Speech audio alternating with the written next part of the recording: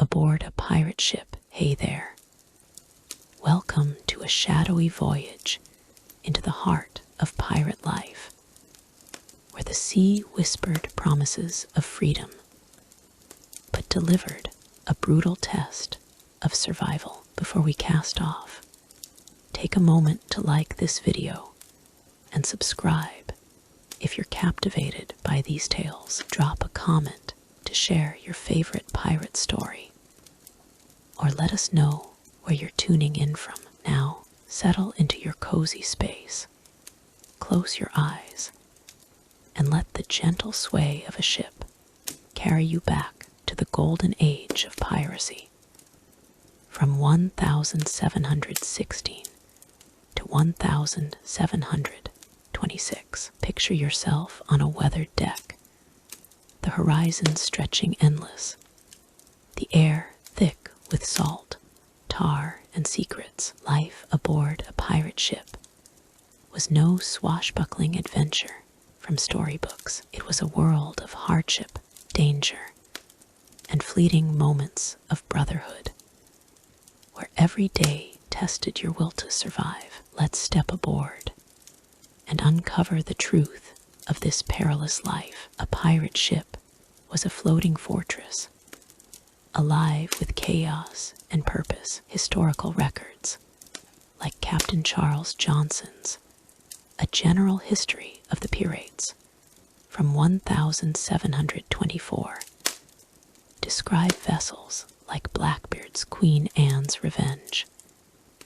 a stolen French slaver refitted with 40 cannons, and a crew of 300. You're there, standing on the main deck, your boots slipping on planks slick with seawater. Ropes coil like snakes, sails snap in the wind, and men shout orders over the creaking timbers. The ship is cramped, no bigger than a merchant's house, yet it holds a motley crew: English sailors, freed slaves from the Caribbean, runaway indentured servants, all bound by the dream of plunder. The air smells of pitch, sweat, and the faint rot of the bilge below, where water sloshes in the dark.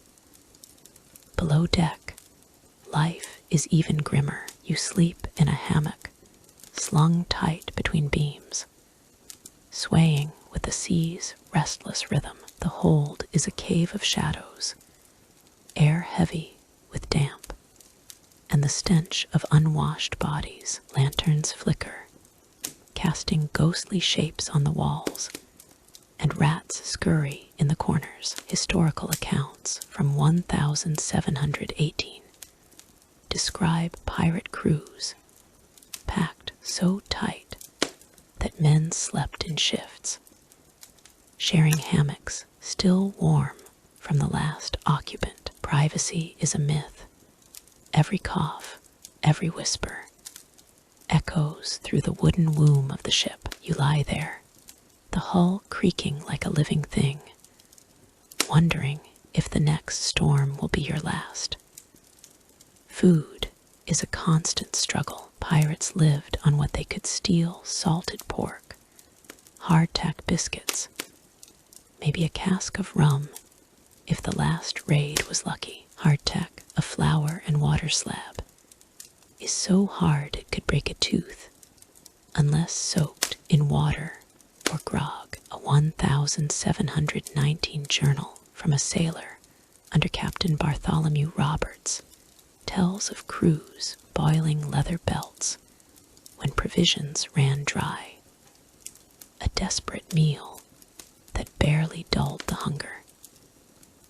Scurvy was a silent killer. Without fresh fruit or vegetables, your gums would swell, bleed, and blacken, your teeth loosening like old nails. Medical logs from the era note sailors losing half their crew to scurvy on long voyages. Imagine chewing a biscuit, your mouth raw, praying the next port brings oranges or limes to keep you whole. Discipline held the ship together.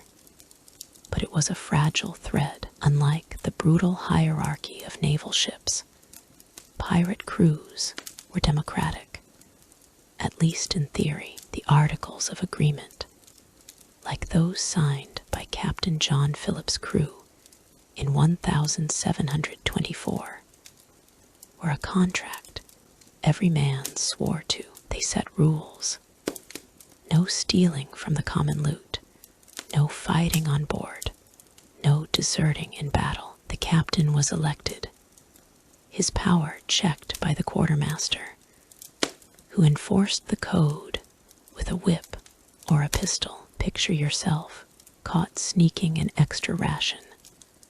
The quartermaster's eyes like flint, the crew watching in silence. Punishment was swift, a dozen lashes, with the cat o' 9 tails, each knot tearing skin.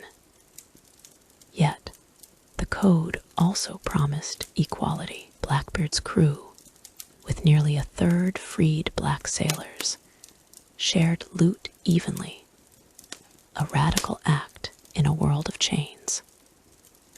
Danger was a constant companion. Storms could shatter masts or flood the hold, as happened to the Whydah Galley in 1717, sinking off Cape Cod with most of its crew and treasure. Enemy ships, British frigates, Spanish galleons, or rival pirates stalked every route. In 1719, Captain Howell Davis' crew faced a naval ambush off Sierra Leone, losing half their men in a hail of cannon fire, as recorded in Admiralty reports.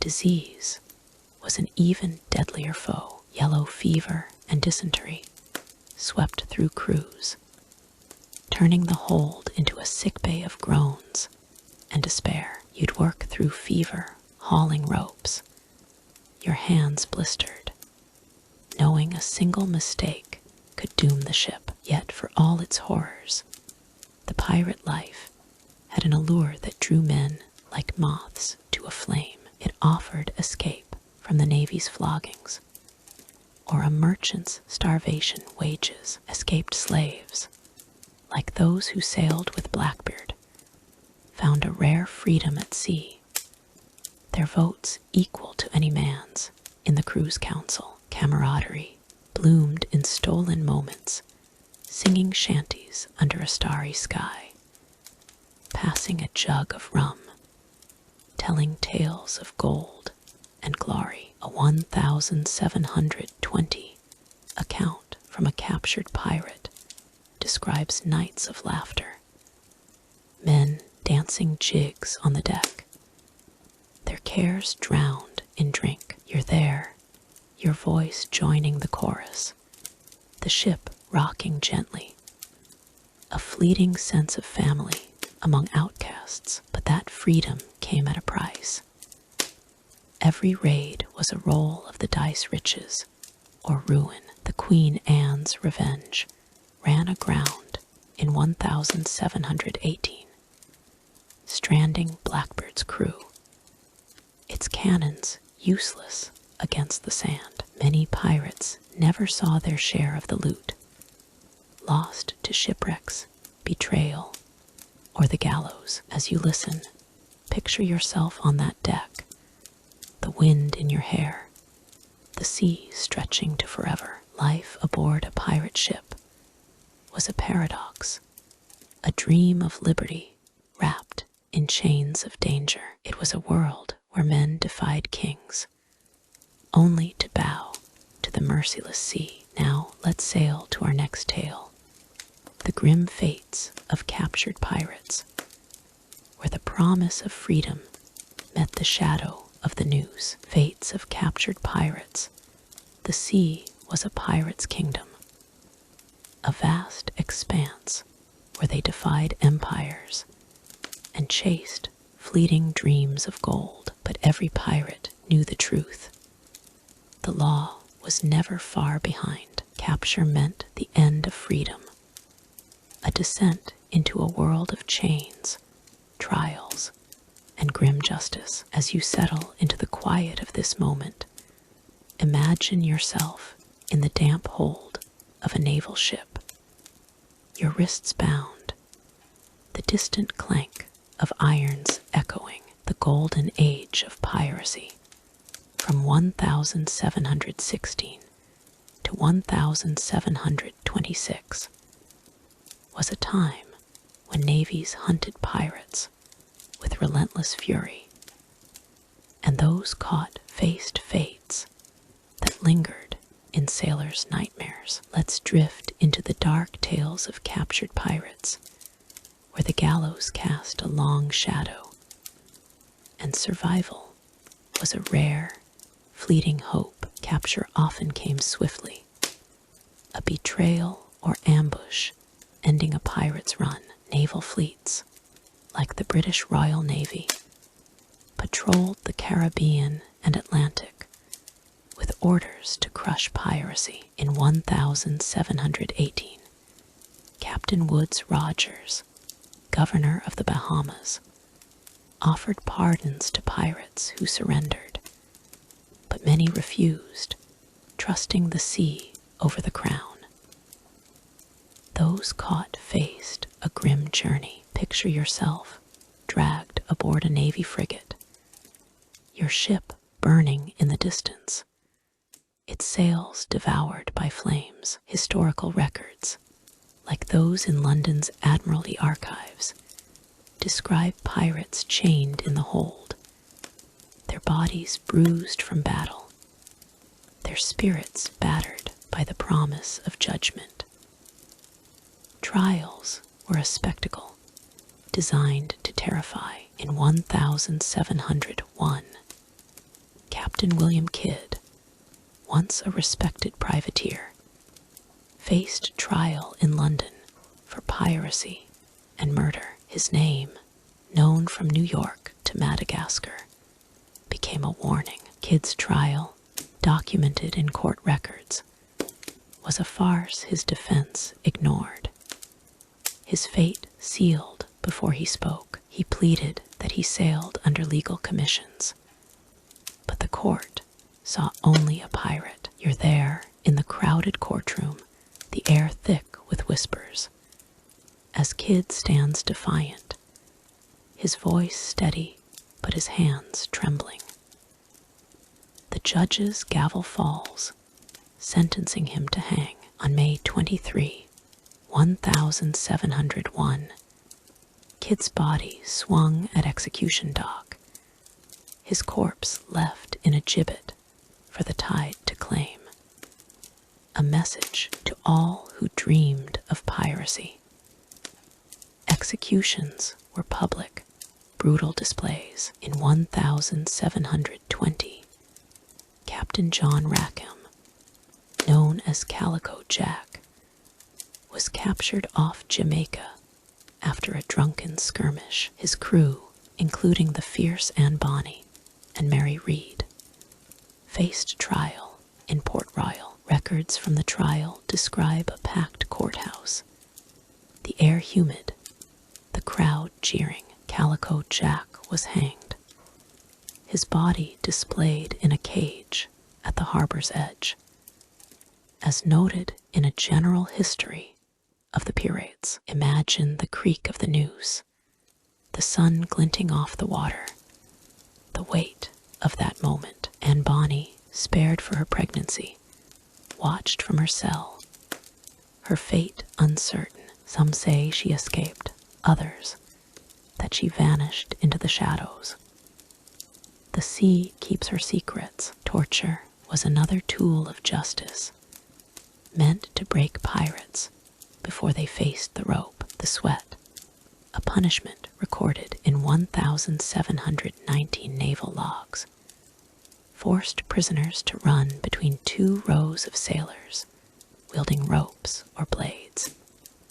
Each strike a lesson in pain. You're running, your heart pounding, the air sharp with salt and blood. Other pirates faced the thumb screw, a device that crushed fingers until confessions spilled. A 1721 account from a Virginia trial describes a pirate named Thomas Morris, tortured until he named his crewmates, only to hang beside them. The cruelty wasn't just punishment, it was a warning to others, etched in screams and scars. Yet some pirates escaped the noose, their stories as daring as their raids. In 1718, Blackbeard, born Edward Teach, met his end off North Carolina, but not before a legendary fight. Historical accounts,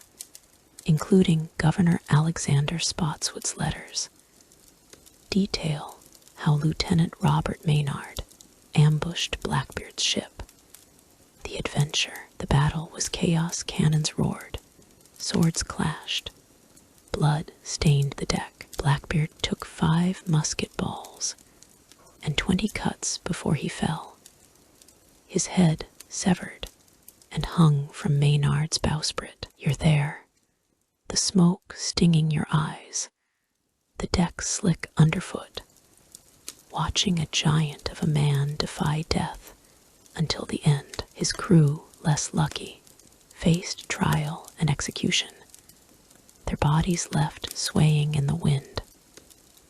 Others slipped through the cracks. In 1722, Captain Bartholomew Roberts, the most successful pirate of the era, was killed in battle off Africa, his throat torn by grape shot, as recorded by his captured crew. But some of his men, like Walter Kennedy, betrayed their oaths and fled, taking stolen gold to start new lives. Kennedy's escape, noted in trial records, was a rare victory. Most faced the gallows, or worse. Imagine hiding in a port town, your heart racing at every footstep, knowing a single whisper could betray you. The fear of capture haunted every pirate. Naval patrols grew fiercer after 1718, when Britain passed the Act for the Suppression of Piracy, offering bounties for captured crews.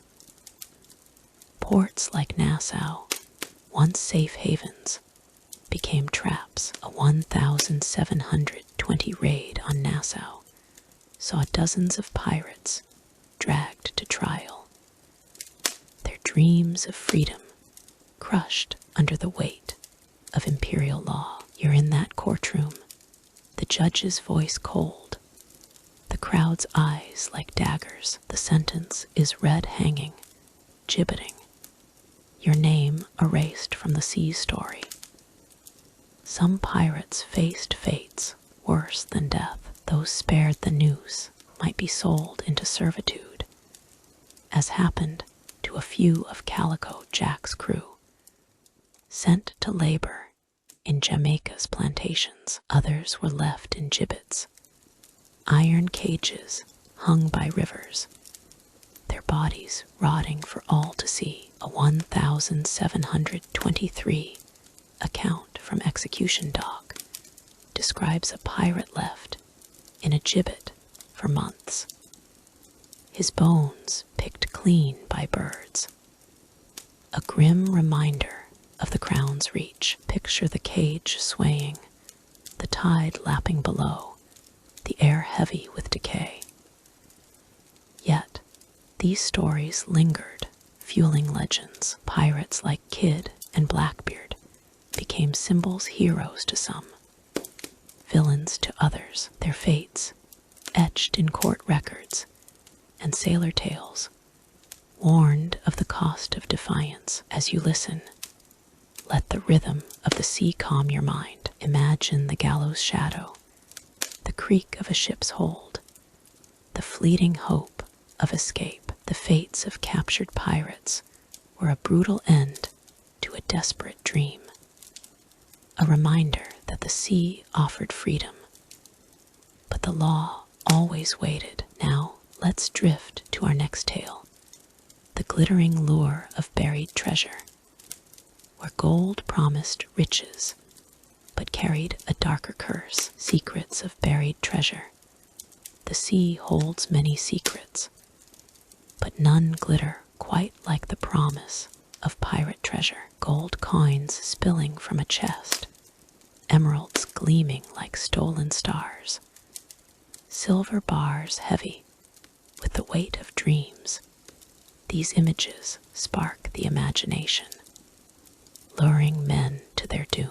As you settle into the quiet of this moment, picture yourself on a lonely Caribbean shore, the sand cool beneath your feet, the moon casting shadows over a hidden hoard. In the golden age of piracy, from 1716 to 1726, treasure was the heart of a pirate's life. But it came with a darker truth. Buried gold was rare, its stories steeped in betrayal and curses. Let's drift into the tales of pirate treasure, where riches brought not freedom, but a heavy price. Treasure was the lifeblood of piracy, the prize that drove men to sail through storms and face the gallows. Historical records, like those in a general history of the pirates from 1724, tell of staggering hauls. Captain Samuel Bellamy, known as Black Sam, plundered over 50 ships before his Whydah galley sank off Cape Cod in 1717, loaded with gold, silver, and jewels.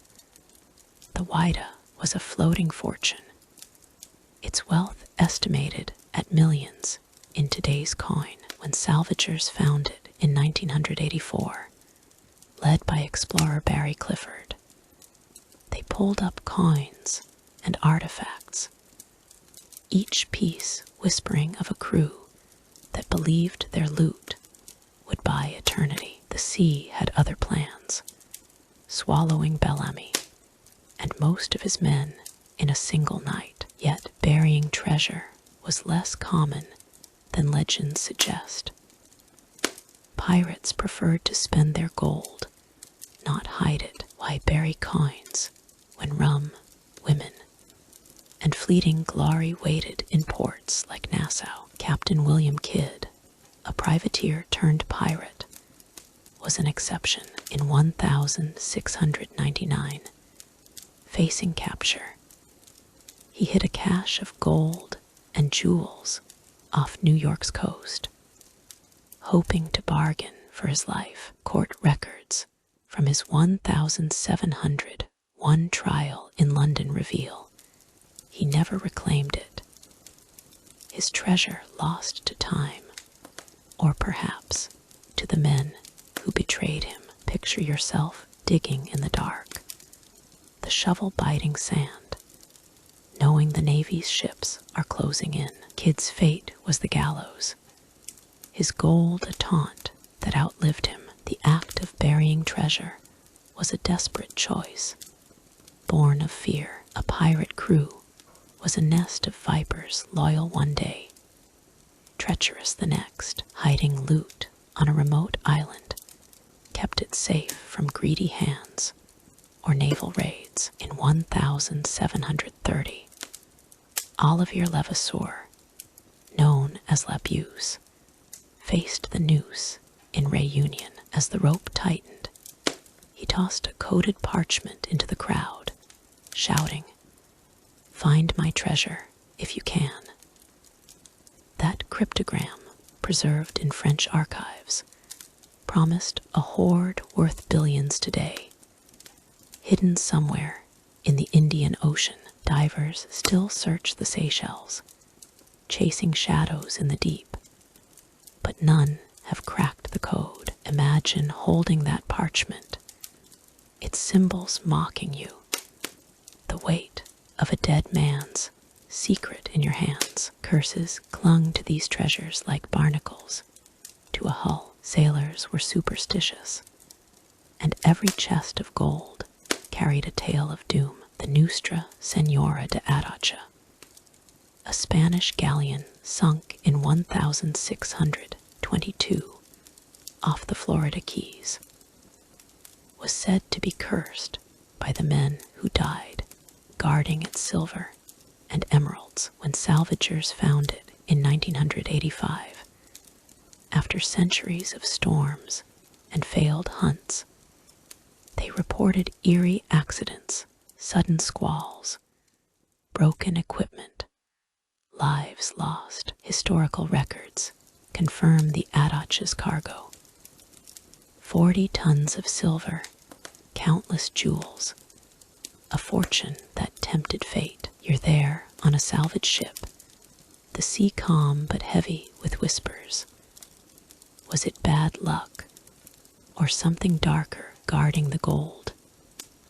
Treasure wasn't just wealth, it was power. Captain Henry Morgan, who sacked Panama in 1671, used his plunder to buy respectability, retiring as Jamaica's governor. His raids, documented in colonial reports, brought gold enough to sway kings.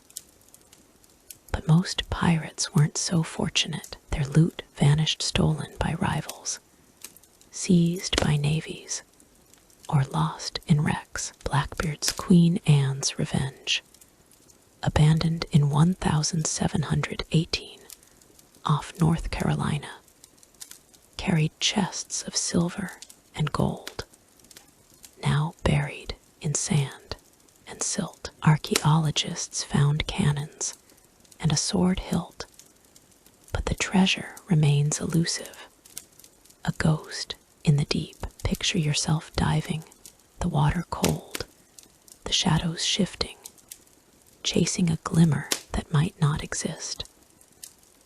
The lure of treasure drove men to madness. In 1721, Captain Charles Vane raided a Spanish wreck, only to be betrayed by his crew, who fled with the loot. Left on a deserted island, Vane was captured and hanged, as recorded in Admiralty logs. His story, like many, warns of greed's cost. You're on that island, the waves mocking your empty hands, the horizon offering no mercy. Treasure hunts were a gamble, and the house, the sea, always won. Legends of cursed gold grew from these truths. Pirates whispered of islands where spirits guarded hoards, of coins that burned the soul. A 1723 sailor's tale, preserved in a Boston archive, spoke of a chest buried on a Caribbean isle. Its finder struck blind the next day. Coincidence, perhaps, but the story spread, chilling crews around their lanterns. Every spade of dirt turned, every glint in the sand carried a question. Was the treasure worth the curse? The reality of pirate treasure was far from romantic.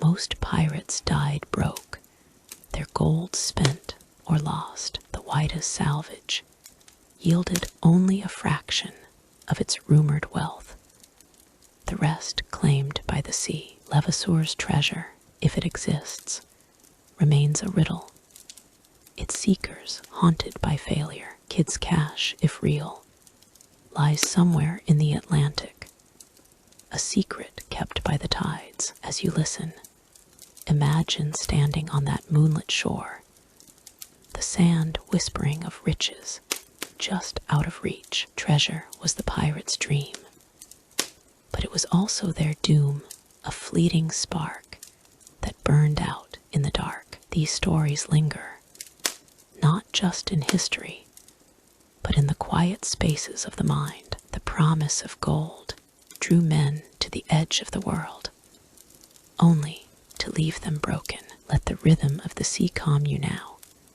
The waves, a soft lullaby. Picture that chest, half buried, its contents gleaming under the stars, forever out of reach. Now let's sail to our next tale, the dark bonds of pirate brotherhood, where loyalty was sworn but rarely kept. Dark bonds of pirate brotherhood. The sea is a lonely place, vast and unyielding, where men clung to each other to survive its perils. Pirates called themselves Brethren of the Coast, a name that promised unity, a family forged in defiance of empires. But beneath the shared rum and sworn oaths lay a darker truth.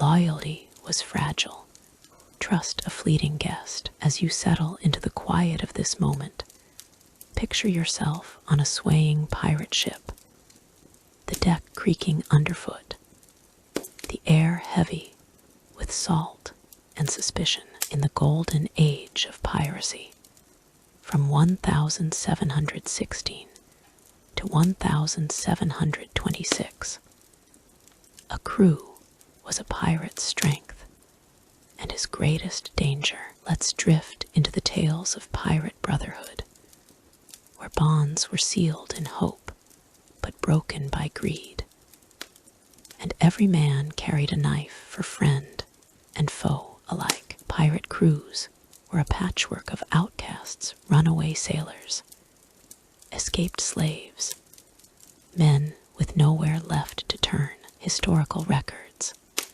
like a general history of the pirates from 1724, describe crews as diverse as the ports they raided. Blackbeard's Queen Anne's Revenge carried nearly a third black sailors, freed from slavery, sharing loot and risk with their English crewmates. You're there, standing shoulder to shoulder with men from London, Africa, the Caribbean, your hands calloused from the same ropes, your eyes scanning the same horizon. The ship is a world apart, a fragile democracy in an age of kings, where every man had a voice, at least in theory.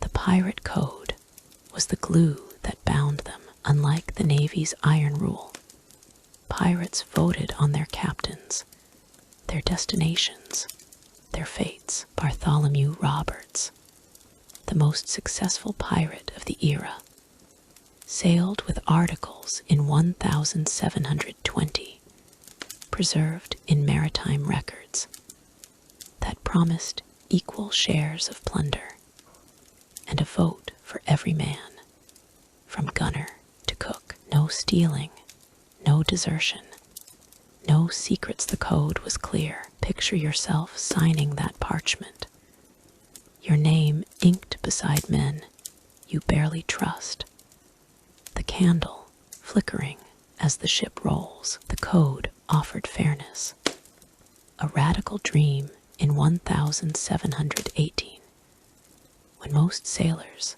faced the lash for speaking out of turn. But it came with a catch. Break the code, and the crew became your judge. Camaraderie bloomed in stolen moments. After a raid, the deck might come alive with laughter. Men passing a jug of rum, singing shanties under a starry sky. A 1721 account from a captured pirate describes nights on Captain Edward Lowe's ship, where men danced jigs, their boots thumping the planks, their cares drowned in drink. You're there, your voice joining the chorus, the warmth of rum in your chest, a fleeting sense of family. These moments where real pirates cared for their wounded, a rarity then. Robert's articles set aside coin for men maimed in battle, a crude pension for a lost arm or eye. If a man fell, his mates might carry him, share their rations, at least until the next storm. But trust was a gamble, and betrayal was as common as the waves. The promise of gold could shatter any bond. In 1719, Captain Howell Davis, a charming Welsh pirate, was lured ashore in West Africa, promised a feast by Portuguese traders. It was a trap. His crew, suspecting he'd bargained their lives for a pardon, stood idle as he was cut down, their loyalty dissolving like mist. Admiralty records note the crew sailed on, richer but fractured. Imagine the silence on that ship, the glances sharp as blades, each man wondering who'd turn next. Mutiny was the ultimate betrayal. In 1722, Captain George Lowther's crew captured a Spanish galleon, its hold brimming with silver. Greed took hold. Half the men split the loot and fled, leaving Lowther on a barren island. A sailor's journal preserved in London tells of Lowther's end. A pistol in his hand, a bullet through his skull. Was it despair, or did a crewmate finish him? The sea keeps that secret. You're there, watching the ship sail away, the horizon empty, the weight of treachery heavy in the air. Even the greatest pirates faced betrayal. Blackbeard, a towering figure, ruled his crew with fear and charisma. But in 1718, his men faltered, facing Lieutenant Robert Maynard's ambush off North Carolina. Some hesitated, their loyalty crumbling under cannon fire. Blackbeard fell, his body riddled with wounds, as recorded in Maynard's letters. His crew, captured and tried, faced the gallows, their brotherhood no match for the Navy's steel. Picture yourself in that battle, the smoke choking, the deck slick with blood, knowing your mates might run. Yet, some bonds held fast. Anne Bonny and Mary Read, women pirates under Calico Jack in 1720, fought fiercer than most when their ship was taken. Trial records from Port Royal describe them standing defiant, cursing their crewmates who hid below deck. Their loyalty to each other, born in battle, outshone the men who faltered. You're in that moment, the clash of swords above, the sea roaring, their eyes fierce with a bond stronger than gold. The pirate brotherhood was a paradox, a dream of equality in a world of knives. The code promised unity, but greed and fear tore it apart. Every oath sworn over a Bible or a blade carried a shadow of doubt. As you listen, let the sea's rhythm soothe you. Imagine the deck beneath you, the lanterns swaying, the crew's voices a fragile chorus. These men were brothers, but the sea was their true master, and it spared no one. Now let's sail to our next tale, the gruesome punishments of the pirate code, where justice was swift and mercy was scarce. Gruesome punishments of the pirate code. The sea was a lawless expanse, but aboard a pirate ship, order ruled with an iron grip. The pirate code, a pact sworn by every crew, promised freedom but demanded obedience, and breaking it brought a justice as merciless as the waves. As you settle into the quiet of this moment, imagine yourself on a weathered deck, the crew circling, their eyes cold, their hands on cutlasses in the golden age of piracy, from 1716 to 1726.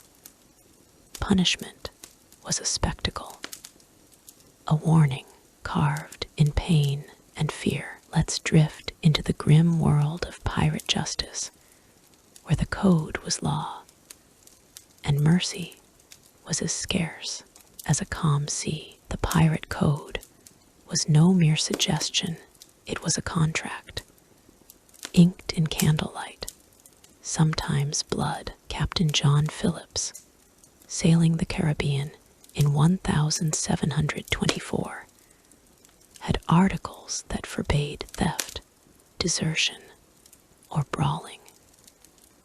As preserved in London's Admiralty archives, break these rules, and the crew became judge and executioner. Picture yourself standing before them, your heart pounding, the code's words heavy in the air. The quartermaster, second only to the captain, enforced the law with a whip or a glare.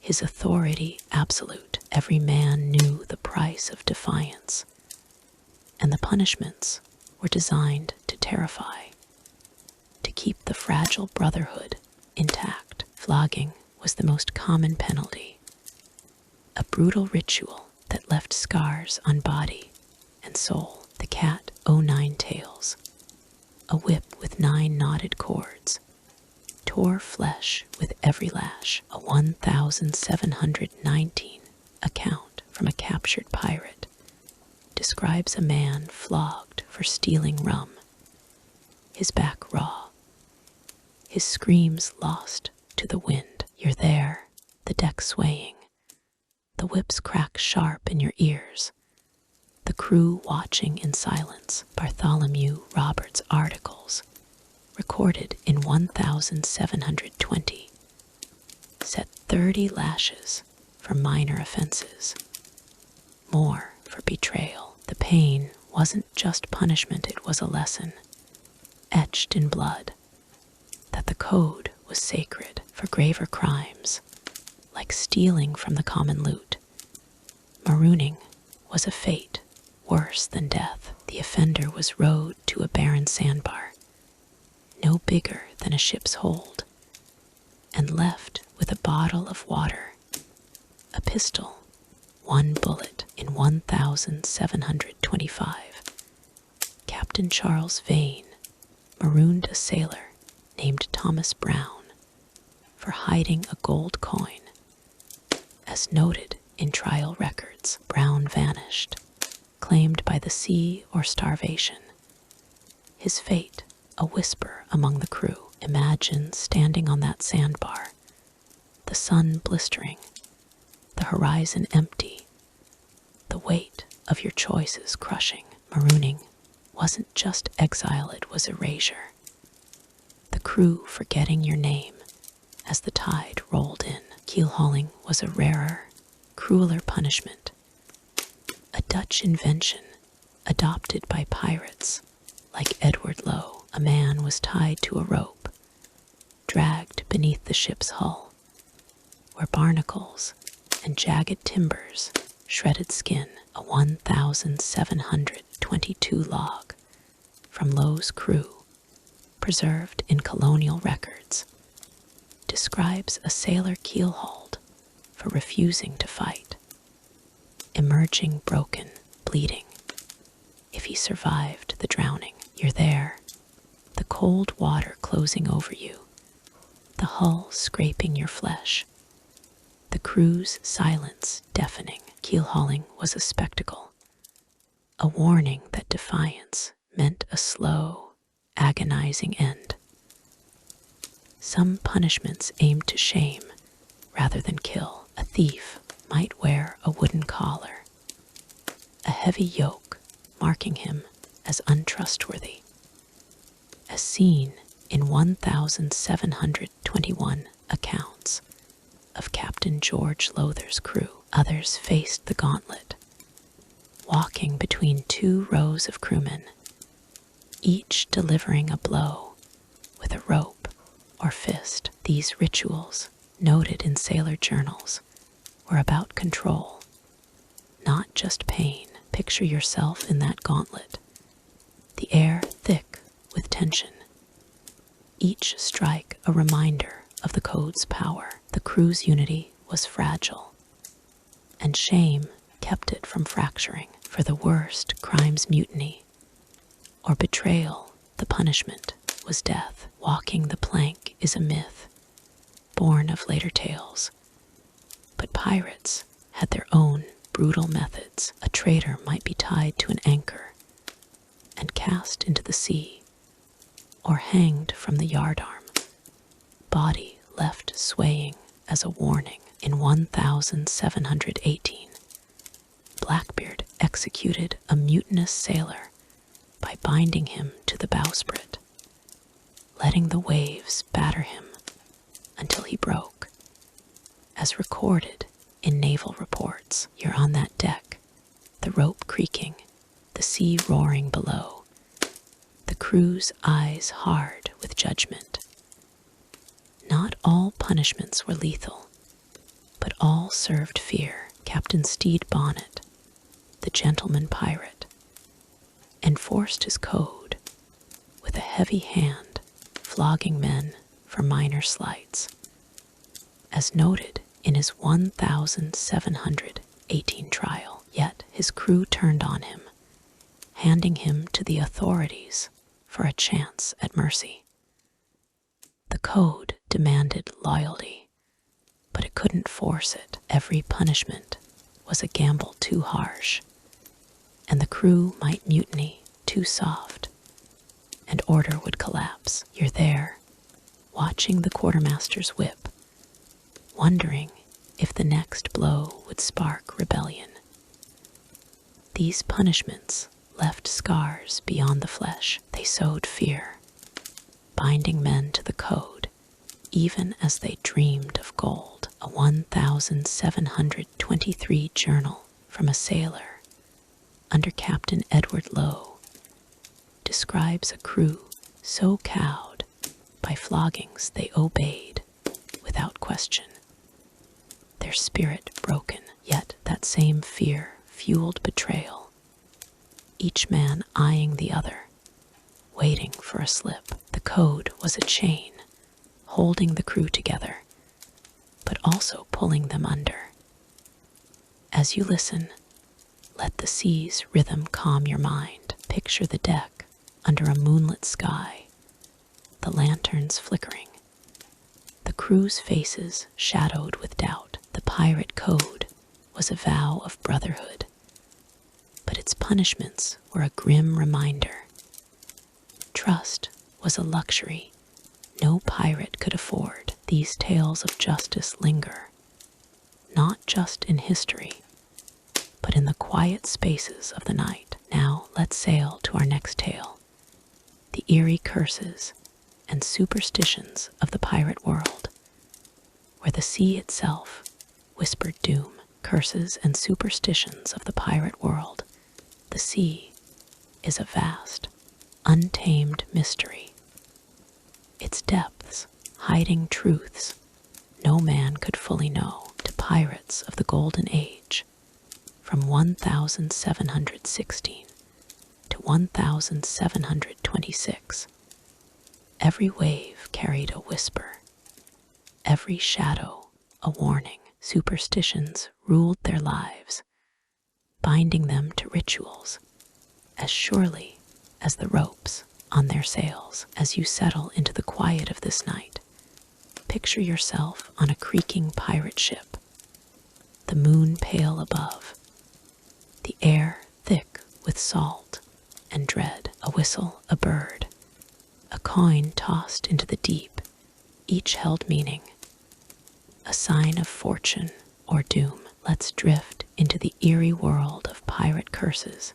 and superstitions, where treasures burned the soul, and the sea itself guarded its secrets with a jealous hand. Pirates saw the sea as a living thing, fickle and unforgiving. Whistling on deck was forbidden, a taboo rooted in sailor lore, believed to summon storms. A 1719 account in London's Admiralty Archives tells of a pirate flogged for whistling during a calm, his crew blaming him for the gale that tore their sails. You're there, your lips sealed, the wind still, the crew's eyes sharp with fear. One wrong note, and the sea might rise to claim you all. Every action carried weight, every sign a message from the deep. Birds were omens,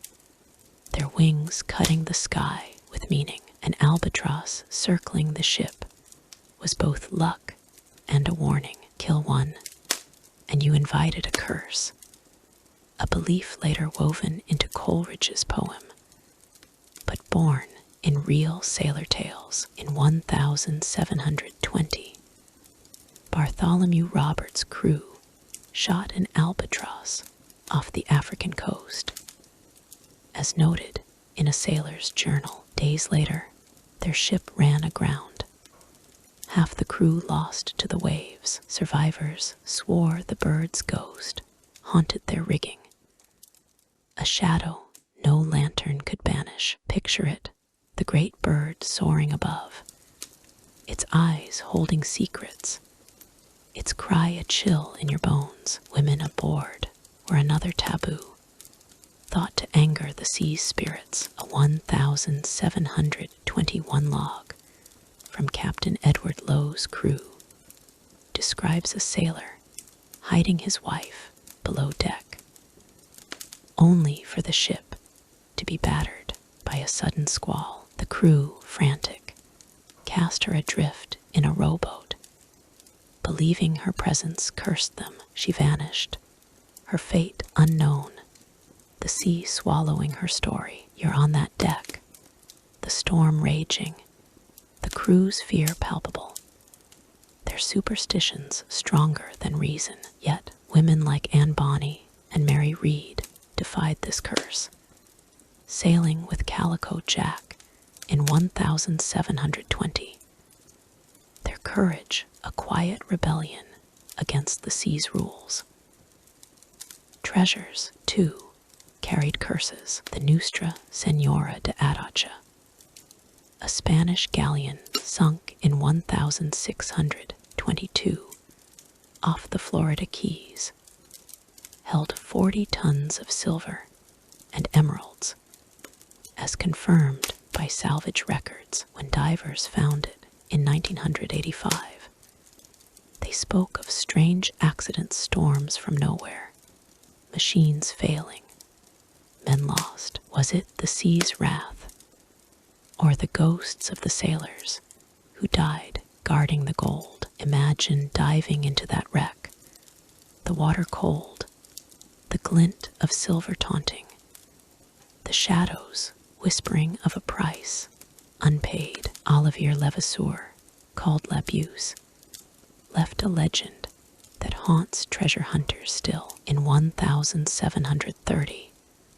as he faced the gallows in Réunion, he threw a coated parchment into the crowd, shouting, "Find my treasure, if you can." That cryptogram, preserved in French archives, points to a hoard worth billions, hidden in the Indian Ocean. Divers in the Seychelles report eerie lights, whispers in the dark, as if Levasseur's spirit guards his gold. You're holding that parchment, its symbols a riddle, the promise of riches heavy with danger. No one has cracked the code, and those who try often meet ruin. Ghost ships fueled pirate nightmares. The Flying Dutchman, a legend from the 17th century, was said to sail forever, its crew neither dead nor alive. Pirates swore they saw it on moonless nights, its sails glowing, its hull cutting waves no mortal ship could ride. In 1721, a crew off Barbados under Captain Steed Bonnet, reported a spectral ship, its deck empty, its lanterns burning with no flame, as noted in a sailor's letter. They fled, fearing the curse would claim them. Picture the sea black, the ship looming, its silence louder than any storm. Other superstitions shaped every day. Sailing on a Friday was unlucky. A belief so strong that captains delayed raids. As seen in a 1723 journal from Edward Lowe's crew, a red sky at dawn meant a storm. A warning heeded even by Blackbeard. Bananas on board were cursed, blamed for bad luck. A superstition recorded in 1718 Caribbean logs. You're there, tossing fruit overboard, the crew muttering, the sea watching. These rituals were a language of survival, a way to tame the untamable. Curses weren't just tales, they changed fates. A 1722 account tells of a pirate who stole a cursed coin, only to lose his sight, his crew abandoning him on a reef. Treasure hunters chasing Levasseur's gold often vanished, their boats found empty. The sea, to pirates, was a graveyard of stories, each wave hiding a warning. As you listen, let its rhythm soothe you. Imagine the ship rocking gently, the stars above, the air thick with omens. These beliefs bound pirates to the sea, their fears a quiet prayer against the dark. Now, let's sail to our next tale, the defiant lives of women pirates who broke every rule and carved their own legends. Women pirates, the sea was no place for the faint of heart. A world of storms and steel where survival demanded defiance. Yet, in the golden age of piracy, from 1716 to 1726, a few women carved their names into its history, defying every rule the sea and society set. Their stories, rare and bold, shimmer like rare coins in the sand. As you settle into the quiet of this night, picture yourself on a pirate ship, the deck swaying, the air sharp with salt, a woman's voice rising above the wind, fearless and fierce. Women pirates like Anne Bonny and Mary Read lived lives that broke every mold, their courage a spark in the dark. Let's drift into their tales, where bravery met betrayal, and legends outlasted the gallows. In a time when women were barred from ships, seen as curses by superstitious crews, Anne Bonny and Mary Read sailed with fire in their hearts. Anne, born around 1698 in Ireland, was a rebel from the start. Historical records, like a general history of the pirates from 1724, describe her as the daughter of a wealthy merchant, raised in South Carolina. After a scandal sent her family across the Atlantic, she spurned her father's wealth, running off with a sailor named James Bonny, only to tire of his weakness. By 1718, in Nassau's lawless taverns, she met Calico Jack Rackham, a swaggering pirate captain drawn to his defiance. Anne left her husband, donned breeches, and joined Jack's crew, her red hair ablaze under a tricorn hat. You're there, watching her stride onto the deck, cutlass in hand, her eyes daring anyone to challenge her. Mary Read's path was no less daring. Born in England around 1690, she was raised as a boy, her mother disguising her to secure an inheritance. As noted in trial records from 1720, Mary lived as a man, fighting as a soldier in Flanders before boarding a merchant ship captured by pirates. She joined them, her secret hidden until she sailed with Calico Jack and Anne in 1719. The two women, both disguised as men, found each other on the Revenge, their bond forged in battle. Picture them side by side, swords flashing, their laughter sharp as the clash of steel, defying a world that told them they didn't belong. Their lives aboard were a constant test. Pirate ships were cramped, filthy, the air thick with sweat and tar. Women were thought to bring bad luck, a superstition recorded in 1718 Caribbean logs.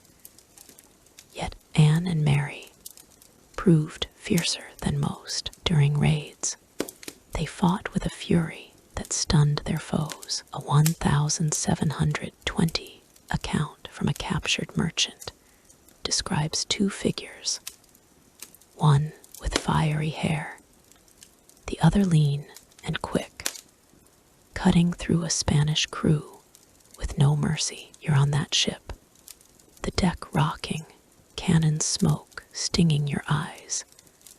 As Anne and Mary hold the line, their resolve a beacon in the chaos. Their most famous moment came in October 1720, when Calico Jack's Revenge was ambushed off Jamaica by a British naval sloop. Most of the crew, drunk on rum, hid below deck, but Anne and Mary stood their ground. As detailed in Port Royal trial records, they fought alone, swords drawn, shouting curses at their cowering mates. Imagine the scene, the sea churning, the navy closing in, two women refusing to yield. When the ship was taken, Anne's scorn burned.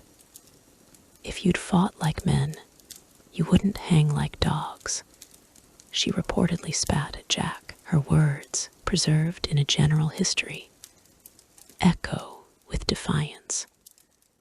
The trial in Port Royal was a spectacle. Anne and Mary, revealed as women, faced charges of piracy alongside Jack and the crew. The court, packed with onlookers, buzzed with shock. As recorded in November 1720 documents, both pleaded their bellies, claiming pregnancy to delay execution. A common legal tactic. Jack was hanged, his body gibbeted by the harbor. But Anne and Mary's fates diverged. Mary, ill with fever, died in prison, her grave unmarked, her story fading like mist. Anne's end is a mystery. Some say her father's wealth bought her freedom, others that she vanished into the Caribbean, a ghost of her former self. You're in that courtroom, the air heavy, their faces calm but unyielding, the sea's secrets locked in their eyes. Other women pirates, though rare, left their mark. Grace O'Malley, an Irish chieftain from the 16th century, sailed before the Golden Age, her galleys raiding English ships with a fleet of loyal men. Her legend, preserved in Irish annals, inspired later women like Anne and Mary. In the Caribbean, tales whispered of others disguised sailors, tavern keepers turned raiders, but few names survived the tide. The sea was a man's world, yet Yet these women carved their place, their courage a quiet rebellion against its rules. Their lives were a paradox. Freedom in a lawless world, yet bound by the same dangers as any pirate. They faced storms, disease, betrayal, just as their male crewmates did, but with the added weight of defying their time's norms. Their stories, etched in trial records and sailor tales, linger as legends. As you listen, let the sea's rhythm soothe you. Picture Anne and Mary on that deck, the wind in their hair, their swords gleaming under the moon. They were outcasts, rebels, sisters in defiance, their names carried by the waves long after their ships fell silent. Now let's sail to our next tale, Blackbeard's Reign of Terror, where one man's shadow loomed large over the sea. Blackbeard's Reign of Terror in the golden age of piracy, from 1716 to 1726. One name struck fear like no other.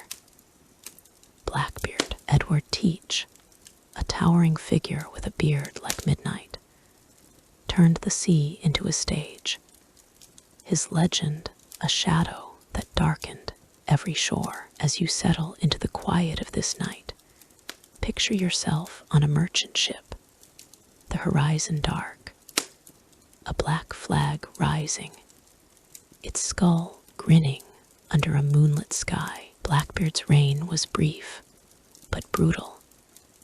A storm of terror that left ports trembling and sailors whispering his name. Let's drift into his tale, where charisma met cruelty, and one man's defiance ended in blood. Born around 1680, likely in Bristol, England, Teach was a sailor before he was a pirate, perhaps a privateer in the War of the Spanish Succession. By 1716, he joined Captain Benjamin Hornigold's crew in Nassau, learning the art of plunder. Historical records, like a general history of the pirates from 1724, paint him as a giant, his beard braided with fuses that smoked during battle,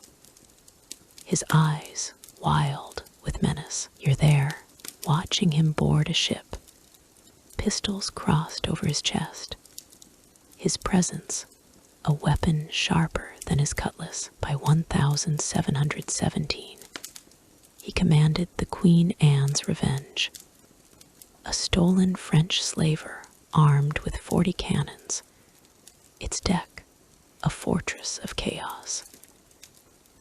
Blackbeard's terror was as much theater as violence. He cultivated fear, knowing a trembling crew surrendered faster than a fighting one. In May 1718, he blockaded Charleston, South Carolina, holding the port hostage for medical supplies.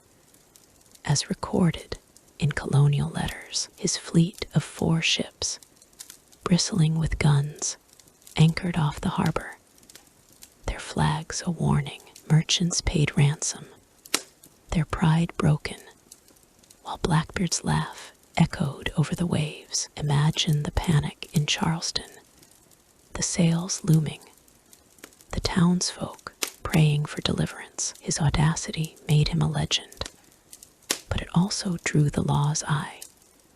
His raids were relentless. From the Caribbean to Virginia, he plundered dozens of ships, his crew swelling to 300. A mix of English sailors, freed slaves, and desperates. A 1718 account from a captured merchant describes Blackbeard boarding with a roar, his fuses lit, his men chanting his name. He spared lives if loot came quickly, but resistance met steel. One ship, refusing to yield, lost half its crew to his cannons, their blood staining the deck. You're there, the smoke thick, the sea churning, Blackbeard's shadow towering as he demands surrender. Nassau was his haven, a lawless port where pirates drank and schemed.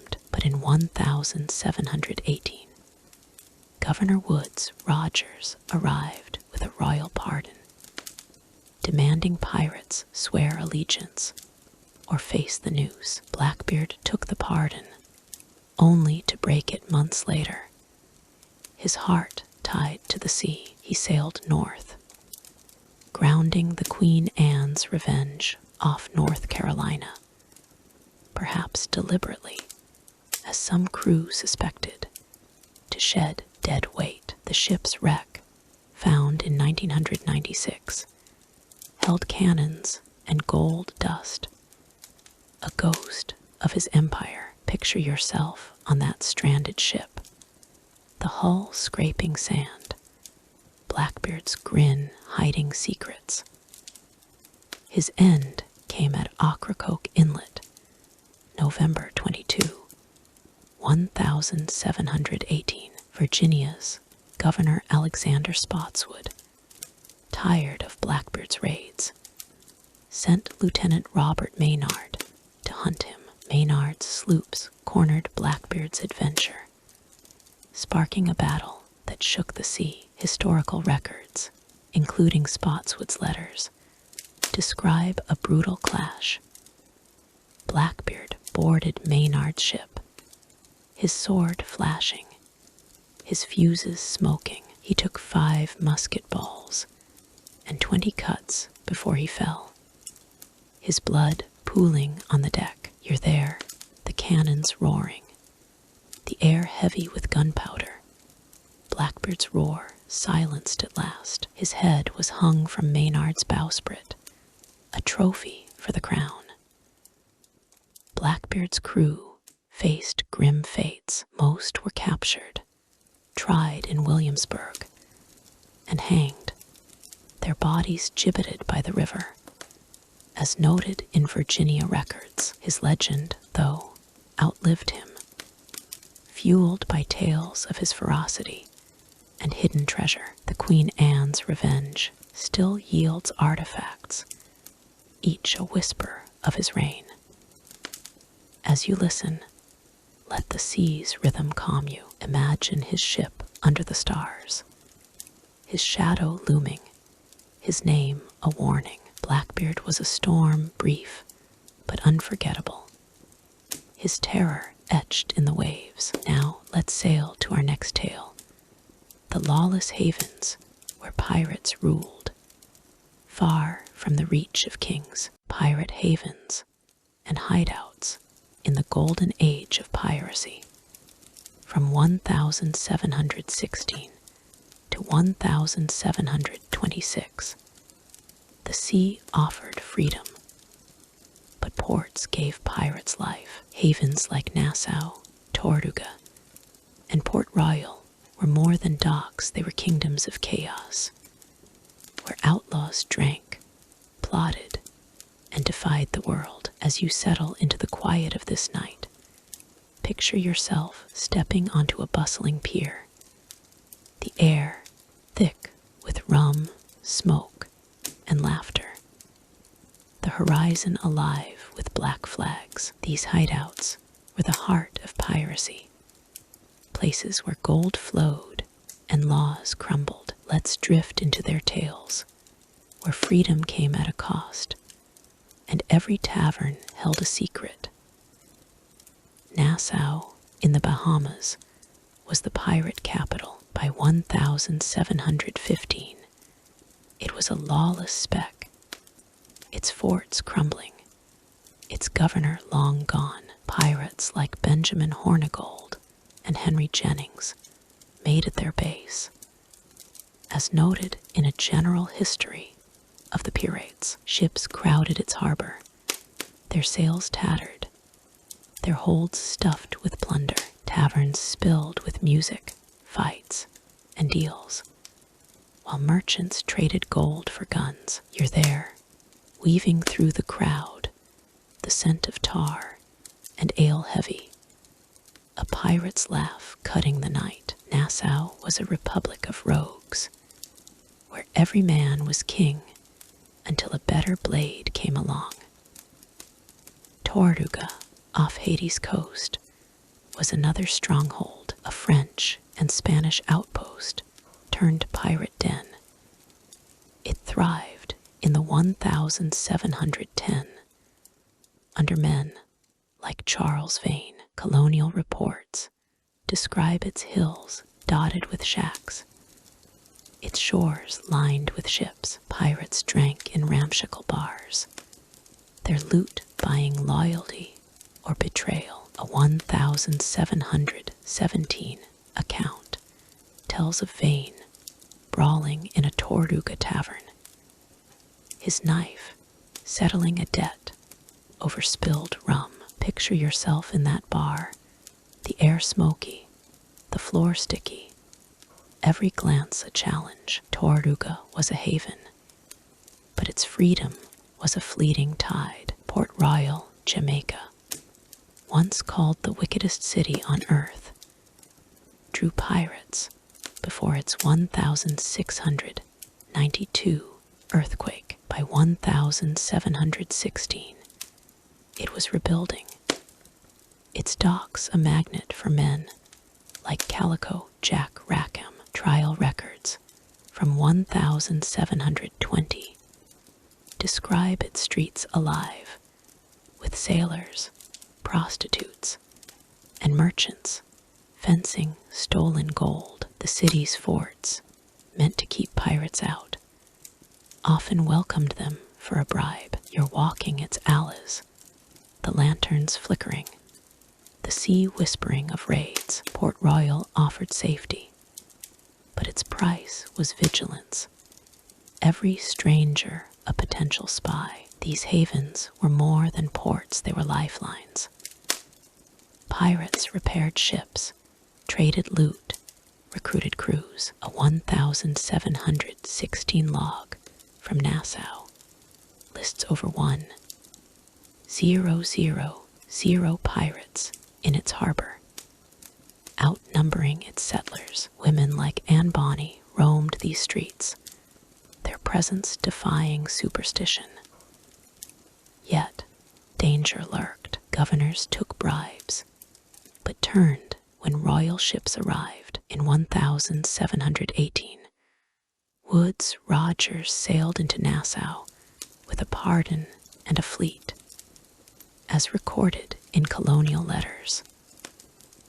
Many, like Hornigold, knelt. Others, like Vane, fled. You're there, the pardon read aloud, the crowd tense, your fate hanging on a choice. Betrayal was as common as the tide. A 1719 report tells of a pirate selling his crew's plans to a merchant for gold, only to vanish when the navy struck. Havens thrived on trust, but greed broke it. Tortuga's governors played both sides, taxing pirates while reporting to France. Port Royal's merchants grew rich off stolen goods, then pointed fingers when trials began. Picture yourself in a tavern, whispers of a raid gone wrong, every face a question. By 1726, these havens fell. Nassau was tamed by Rogers, its forts rebuilt, its pirates hanged or pardoned. Tortuga faded as naval patrols tightened. Port Royal, battered by earthquakes and law, lost its edge. The pirate republics crumbled, their freedom a memory. As you listen, let the sea's rhythm soothe you. Imagine Nassau's docks, the lanterns glowing, the laughter fading. These havens were a pirate's home, but even they couldn't outrun the law's endless shadow. Now let's sail to our next tale. The lost fleets and shipwrecks that claimed pirates and their dreams. Lost fleets and shipwrecks. The sea is a thief, claiming ships and souls with a hunger no pirate could match in the golden age of piracy. From 1716 to 1726, vessels laden with gold and dreams vanished beneath the waves, leaving only whispers of their fates. As you settle into the quiet of this night, picture yourself on a rocky shore, the wind carrying the creak of lost timbers, the sea glinting with secrets. Shipwrecks were the pirates' endgame, where storms, battles, and betrayal sank their hopes. Let's drift into the tales of lost fleets, where treasures and men alike rest in the deep, their stories haunting the tides. The Whydah Galley, captained by Samuel Bellamy, was a prize of the era. Captured in 1716, this former slave ship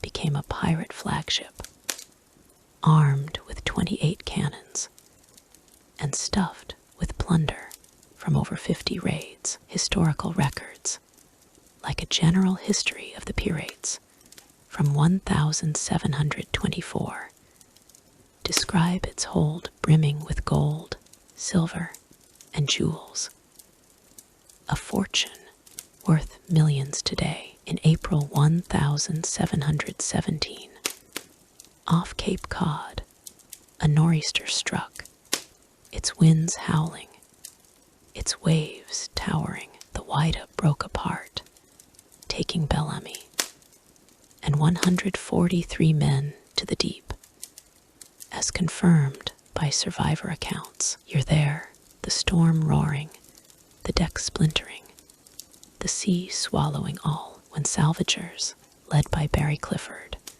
found the wreck in 1984. They recovered coins, cannons, and a bell inscribed with the ship's name, each piece a ghost of that doomed night. Blackbeard's Queen Anne's Revenge met a quieter fate, stolen from the French in 1717. This 40-gun beast terrorized the Caribbean and Atlantic. By June 1718, Blackbeard ran it aground off North Carolina, perhaps to shed crew or hide his plans, as speculated in Governor Spotswood's letters. The ship sank, its loot scattered in the sand. You're on that deck, the hull grinding, Blackbeard's laugh fading as the tide claims his prize. Discovered in 1996, the wreck yielded artifacts, swords, cannons, gold dust, but no great treasure. The sea keeping its secret. Archaeologists still dive, chasing shadows of Blackbeard's reign, the water cold and silent. Other wrecks littered the era. The Adventure Galley, William Kidd's ship, sank off Madagascar in 1698 after rot, and worms ate its hull. As noted in Kidd's 1701 trial records, Kidd, facing capture, burned it to hide evidence, leaving his crew to scatter. Imagine the flames licking the deck, the smoke rising, the crew fleeing into the jungle. The Golden Fleece, under Captain Joseph Bannister, wrecked off Hispaniola in 1718 during a naval chase, its guns useless against the reefs. Colonial reports describe its crew swimming to shore, only to face the news. The sea was no sanctuary, it was a graveyard. Storms were the deadliest foe a 1715 hurricane off Florida sank a Spanish treasure fleet, its gold drawing pirates like Charles Vane, who plundered the wrecks until naval ships arrived. Survivor accounts tell of bodies washing ashore, the waves heavy with silver. You're there, the rain blinding, the sea churning, the promise of gold, a cruel taunt.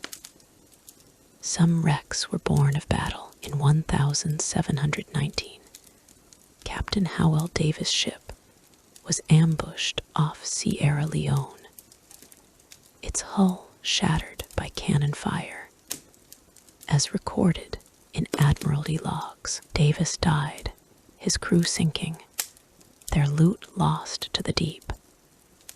These wrecks fueled legends. Pirates whispered of cursed gold, guarded by the ghosts of drowned crews. The Waida's survivors swore they saw lights in the water, guiding them to shore or luring them deeper. Modern divers report strange currents, sudden fogs, as if the sea guards its prizes still. Every wreck was a story, a warning etched in splintered wood and rusted iron. As you listen, let the sea's rhythm soothe you. Picture the Waida's bell, half buried in sand, its toll silent but heavy. These lost fleets were the price of piracy, their secrets locked in the deep. Now, let's sail to our next tale, the fall of the Golden Age, where the pirates' world crumbled under the weight of empires. The fall of the Golden Age of piracy, from 1716 to 1726, was a fleeting rebellion, a spark of defiance against empires that burned bright but brief. By the mid-1720, the seas grew quiet, the black flags fading, the pirates' freedom crushed. As you settle into the quiet of this night, picture yourself in a Nassau tavern, the air heavy with rum and fear, the distant sound of naval drums. The end came not in a single storm, but in a tide of law, betrayal, and blood. Let's drift into the tale of piracy's fall, where havens turned to traps and legends sank into shadow. The tide turned in 1718, when Britain tightened its grip. The Act for the Suppression of Piracy, passed that year, offered bounties for captured pirates and empowered governors to hunt them. Woodes Rogers, sent to Nassau as governor, arrived with warships and a royal pardon, as recorded in colonial letters. Pirates like Benjamin Hornigold took the pardon, turning informer, while others, like Charles Vane, fled, spitting defiance. You're there, the pardon read aloud, the crowd splitting. Some kneel, some run. Nassau's docks, once alive with black flags, grew orderly, its forts rebuilt to cage the lawless. Naval patrols grew relentless. British and Spanish fleets scoured the Caribbean, their cannons outmatching pirate sloops. In 1720, a naval squadron cornered Calico Jack Rackham off Jamaica, his crew too drunk to fight, as noted in Port Royal trial records. Jack hanged, his body gibbeted, a warning to all. The Navy's reach extended to Africa, where Bartholomew Roberts, the era's greatest pirate, met his end in February 1722 at Cape Lopez. Captain Challoner Ogle's warship Swallow ambushed Roberts' fleet as detailed in Admiralty logs. Grapeshot tore Robert's throat, his body tossed overboard to deny the Navy a trophy. You're on that deck, the cannons roaring, the sea red, Robert's flag falling. Trials and executions multiplied in 1721. Virginia tried over 50 pirates from Blackbeard's crew. Most hanged, their bodies left in gibbets. As per Williamsburg records, London's execution dock claimed dozens. The crowds jeering as ropes tightened. A 1723 account describes a pirate pleading for mercy, his voice lost to the tide. Imagine the gallows, the creak of the noose, the river cold below. The law wasn't just punishment, it was erasure, wiping piracy from the seas. Havens crumbled under pressure. Nassau, tamed by Rogers, became a naval base by 1720. Tortuga, once a pirate stronghold, faded as French patrols tightened. Port Royal, battered by earthquakes and law, lost its wicked edge. Pirates scattered, some to Madagascar, others to remote islands, but nowhere was safe. A 1724 report notes a pirate crew hiding in the Carolinas, betrayed by a merchant for a bounty. You're in that hideout, the fire low, every noise a threat, the sea no longer a refuge. Betrayal was the final blow. Crews turned on each other, lured by pardons or gold. In 1722, Walter Kennedy, once Robert's lieutenant, fled with stolen loot, only to be caught and hanged. As per trial records, informers grew rich, their whispers dooming former mates. The pirate brotherhood, once a vow, became a trap. Picture yourself in a tavern, the air tense, your crewmate's glance too long, his hand too close to a knife. By 1726, the golden age was over. The last pirates, like Edward Lowe, vanished or died, their names fading. Colonial trade routes, once prey, sailed unmolested.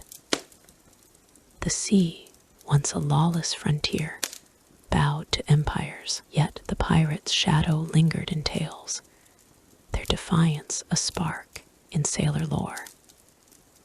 As you listen, let the sea's rhythm calm you. Imagine Nassau's empty docks, the wind carrying ghosts of black flags. The golden age fell, but its stories sail on, whispering of a time when men dared to defy the world. Now let's sail to our next tale, the enduring legacy of pirate legends, where truth and myth weave a timeless spell. Legacy of pirate legends, the golden age of piracy, from 1716 to 1726, was a fleeting storm, but its echoes ripple through time.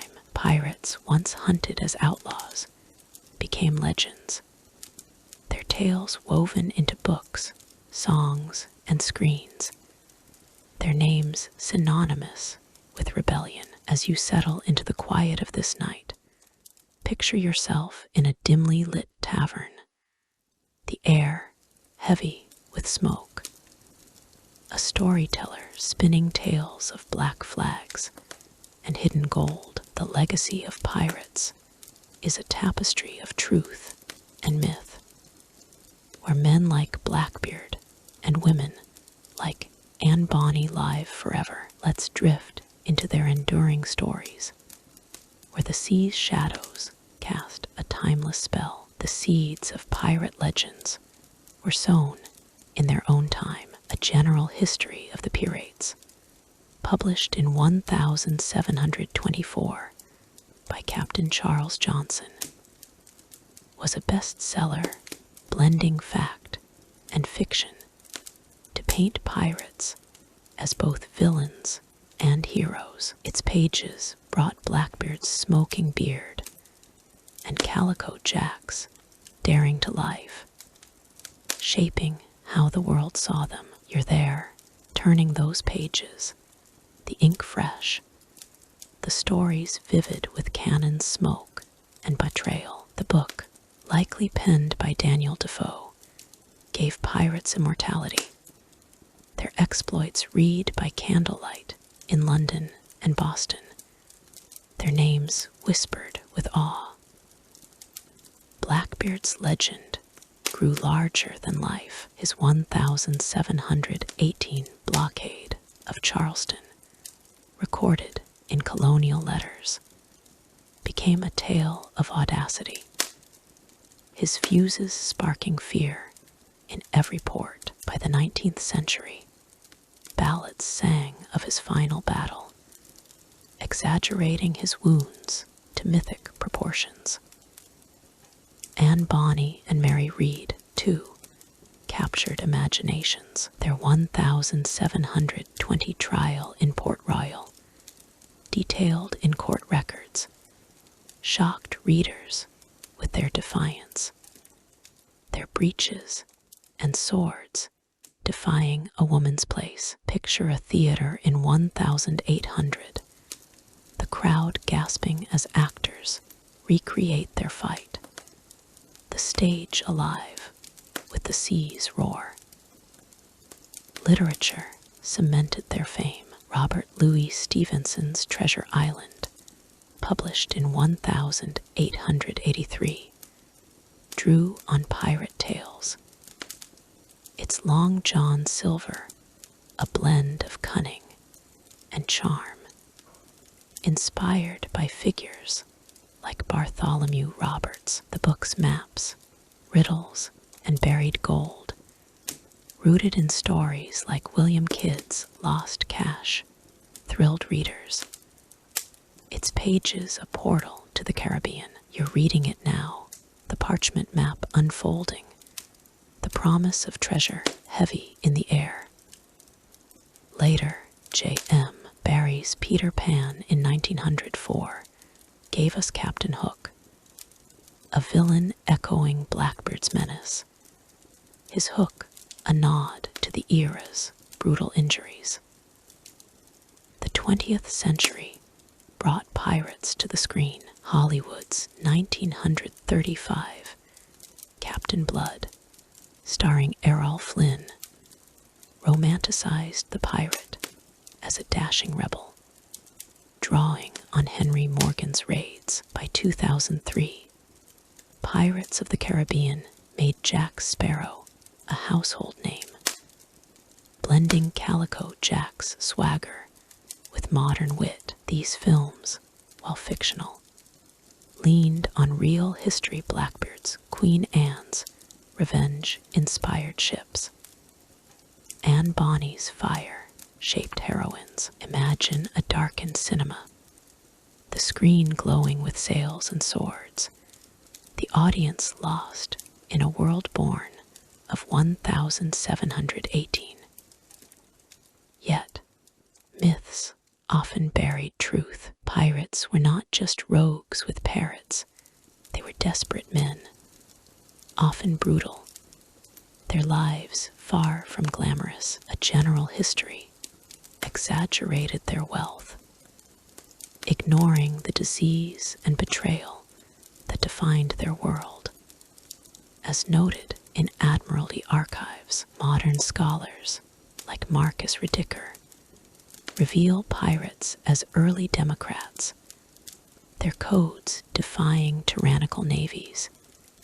Yet their violence was real. You're on a ship, the deck swaying, the crew's laughter masking their hunger, the myth brighter than the reality. Pirate legends also live in treasure hunts. Kidd's Lost Gold, rumored off New York, still draws divers, their sonar scanning for a chest that may not exist. Olivier Levasseur's 1730 cryptogram, preserved in French archives, fuels expeditions in the Seychelles, each failure adding to its curse. These quests, covered in modern documentaries, keep the pirates' lure alive, their gold a dream that haunts. Picture yourself diving, the water cold, a glint in the sand promising riches or ruin. The pirates' legacy is their defiance. They challenged empires, lived free, if briefly, and their stories inspire rebels still. From folk songs to festivals, their black flags wave in modern culture, a symbol of resistance. As you listen, let the sea's rhythm soothe you. Imagine a tavern, its walls hung with old maps, the air thick with tales of Blackbeard and Bonnie. Their legends endure, a spark in the night, their shadows dancing on the waves. Now let's sail to our next tale, the weapons and tactics that armed the pirates' fight, where steel and cunning ruled the seas. Pirate weapons and tactics in the golden age of piracy, from 1716 to 1726. A pirate's survival hinged on steel, gunpowder, and cunning. Their ships were arsenals, their tactics a dance of terror and precision. As you settle into the quiet of this night, picture yourself on a pirate deck, the air sharp with smoke, the glint of a cutlass catching the moon. Pirates fought not just for gold, but for life, their weapons and strategies forged in defiance. Let's drift into their world, where blades sang and cannons roared, and every fight was a gamble with the sea. The cutlass was a pirate's soul, a short, curved blade perfect for close combat, forged for slashing. It carved through ropes and flesh alike.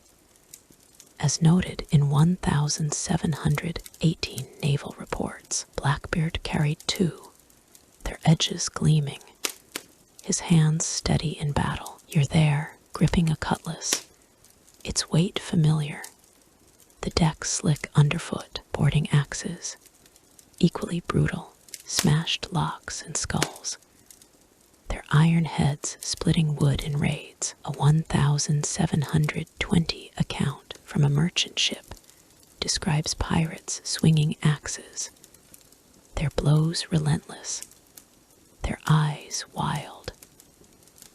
Flintlock pistols were a pirate's quick draw, loaded with a single shot.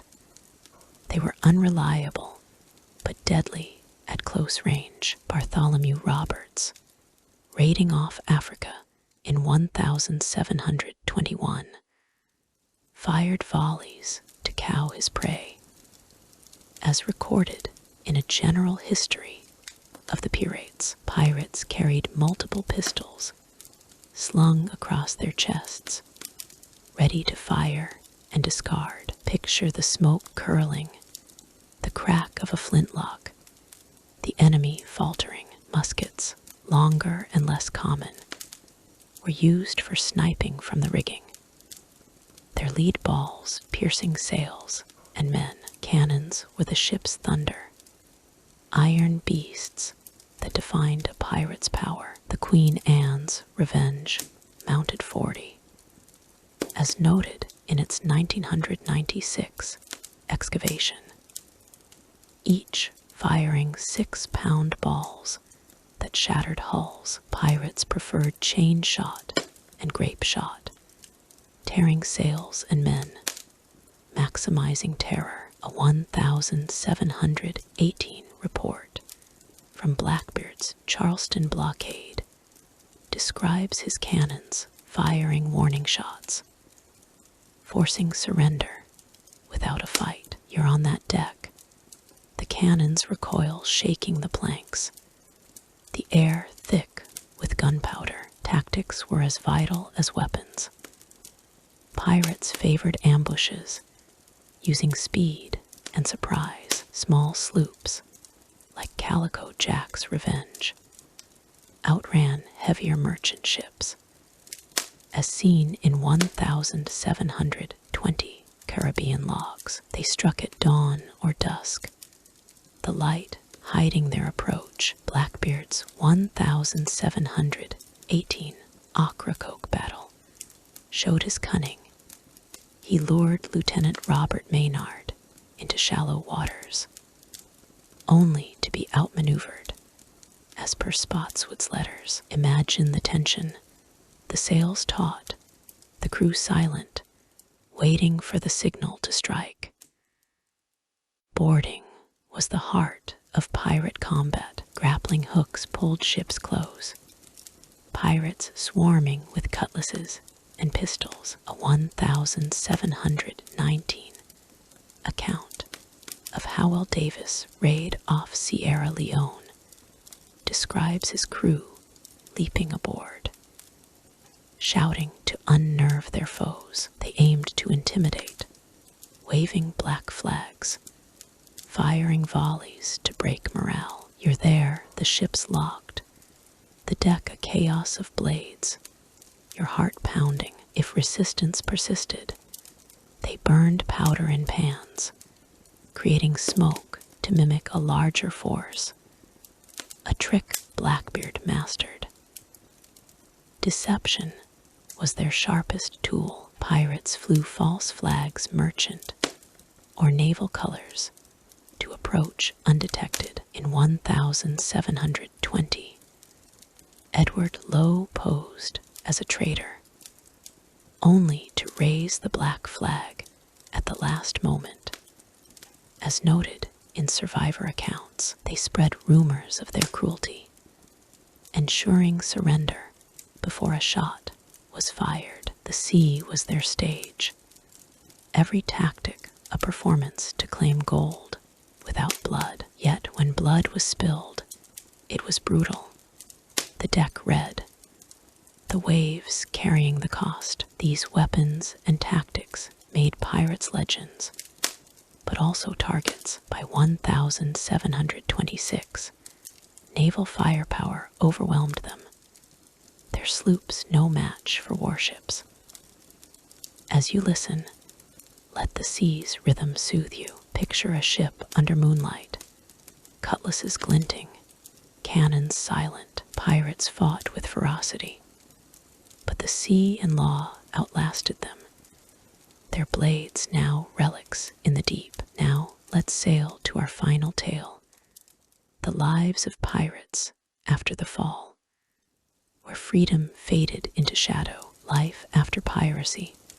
The pirate's life was a blaze of defiance, but its flame often burned out swiftly. By 1726, the golden age of piracy faded, leaving survivors to face a world that hunted them. Some escaped the noose, others the sea.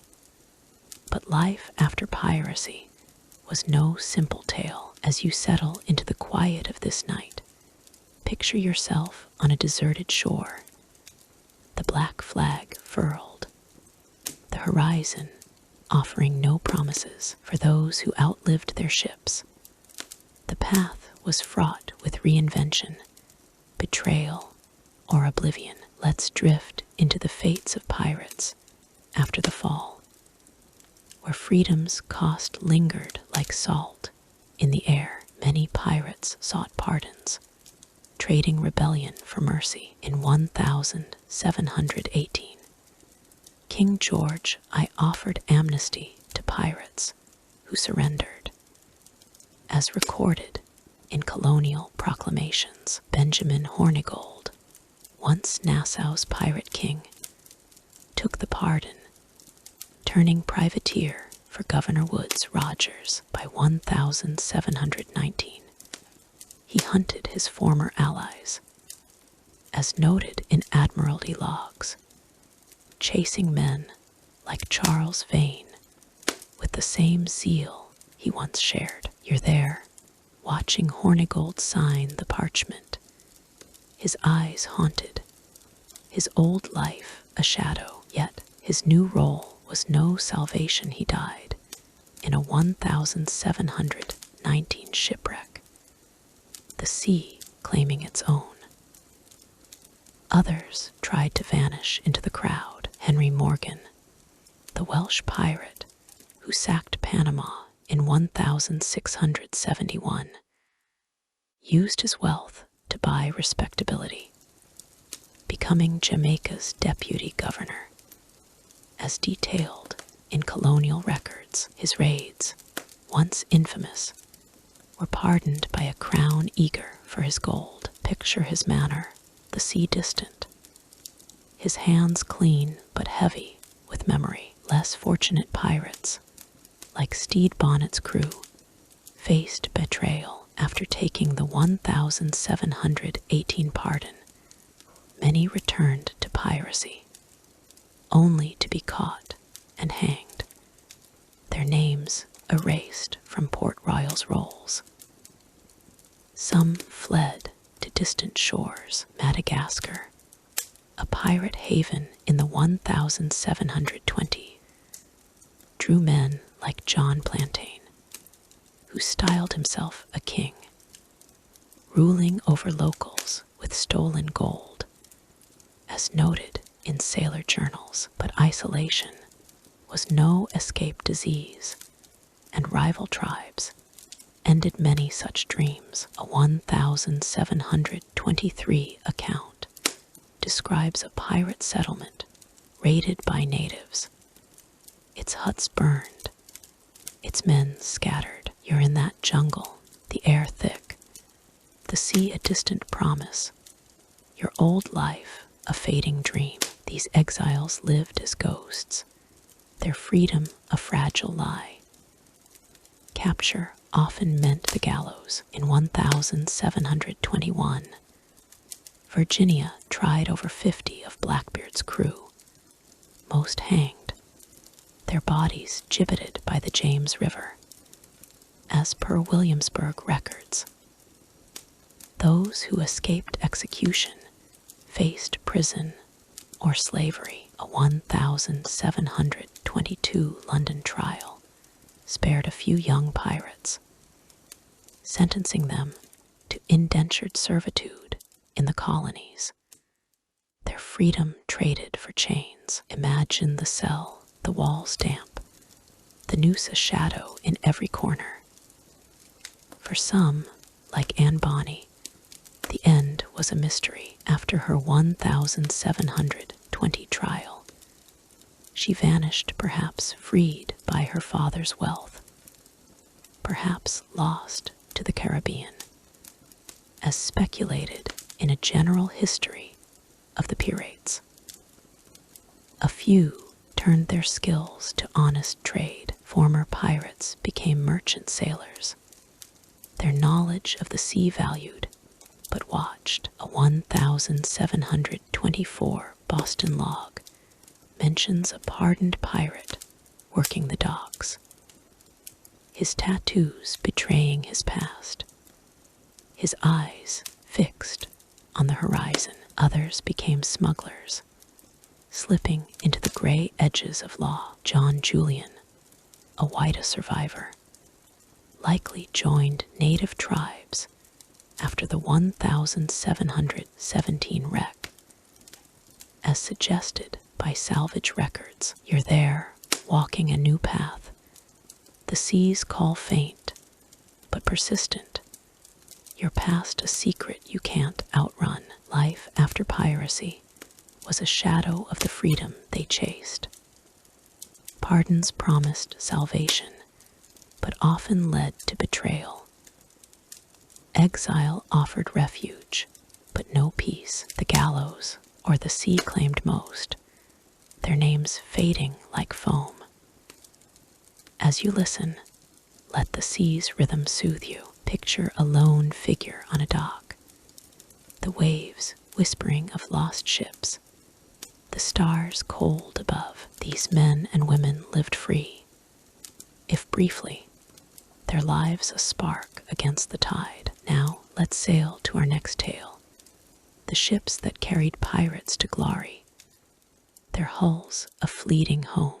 Pirate ships and their design in the golden age of piracy, from 1716 to 1726.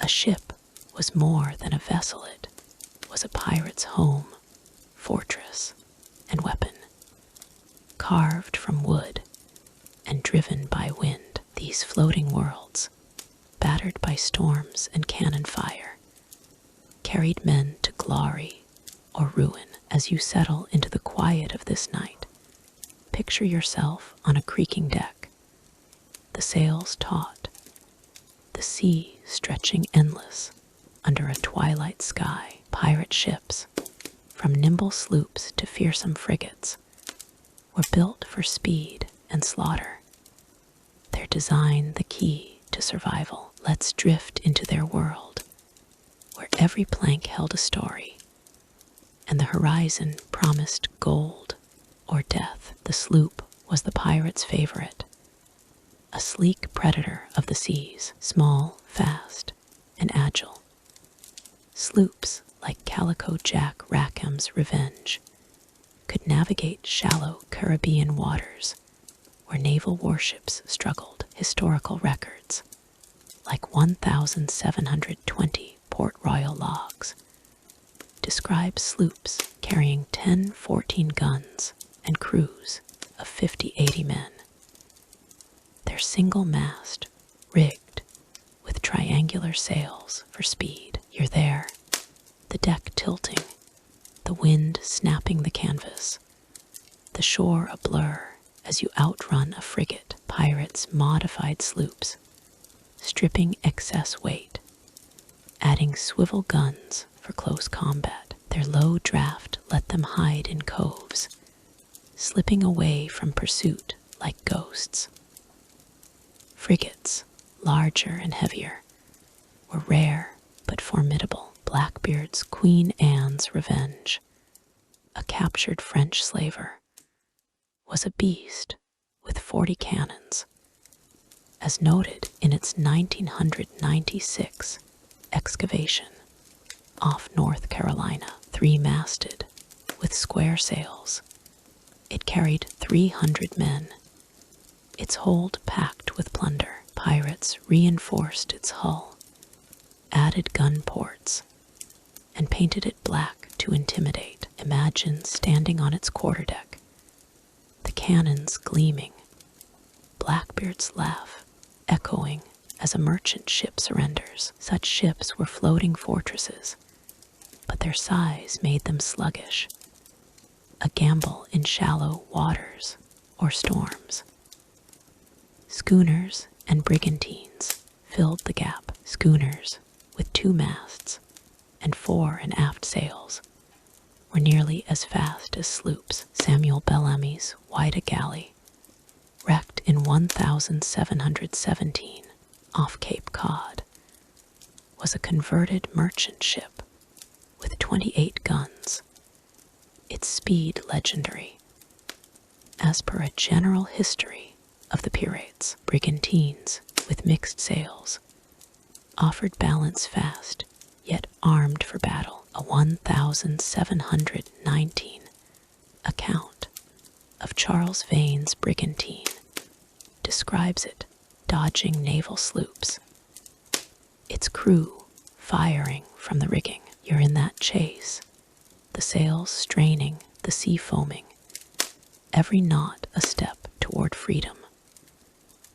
Modifications were a pirate's craft. They stripped decks of heavy cabins to add guns, as seen in Edward Lowe's 1723 fleet.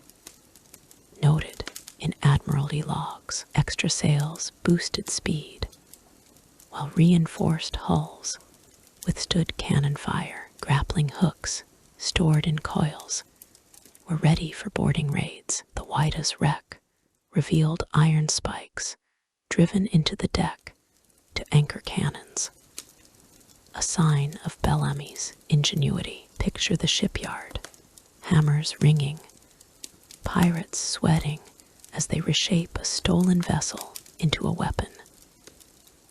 Life aboard shaped design. Crews slept in hammocks slung below deck, the air thick with damp and rot. The hold stored powder, shot, and loot, often leaking. As noted in a 1718 log from Blackbeard's crew, galley fires cooked salt pork, but smoke choked the air. Captains like Bartholomew Roberts added small cabins for privacy, a luxury rare in naval ships. As per his 1,720 articles, you're below deck, the lanterns swaying, the stench heavy, the ship rolling with every wave. Space was tight, disease rife, yet the ship was home. Tactics drove design. Speed was king. Sloops outran pursuers, letting pirates strike and flee. Cannons, though fewer than naval ships, used chain shot to shred sails, grape shot to maim crews. A 1718 report of Blackbeard's Charleston blockade describes his ships firing warning volleys, cowing the port without a fight. Pirates painted hulls dark, flew false flags to deceive, their ships a lie until the black flag rose. Imagine the moment, the merchant ship unaware, your sloop closing like a shark. But ships were fragile. Storms tore sails, reefs ripped hulls. The Waida sank in a 1717 nor'easter, its wreck yielding coins and cannons.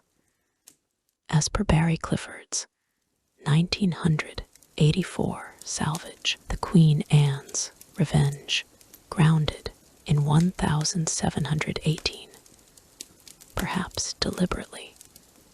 Its artifacts now museum relics. Maintenance was constant, caulking leaks, patching sails, scraping barnacles. A 1721 log from Edward Lowe's crew notes men diving to plug holes, their hands raw. You're there, the water cold, the hull looming, the sea waiting to claim its due. These ships were the pirate soul, their design a balance of speed, strength, and survival. They carried dreams of gold, but also doom. Every voyage a gamble against the sea.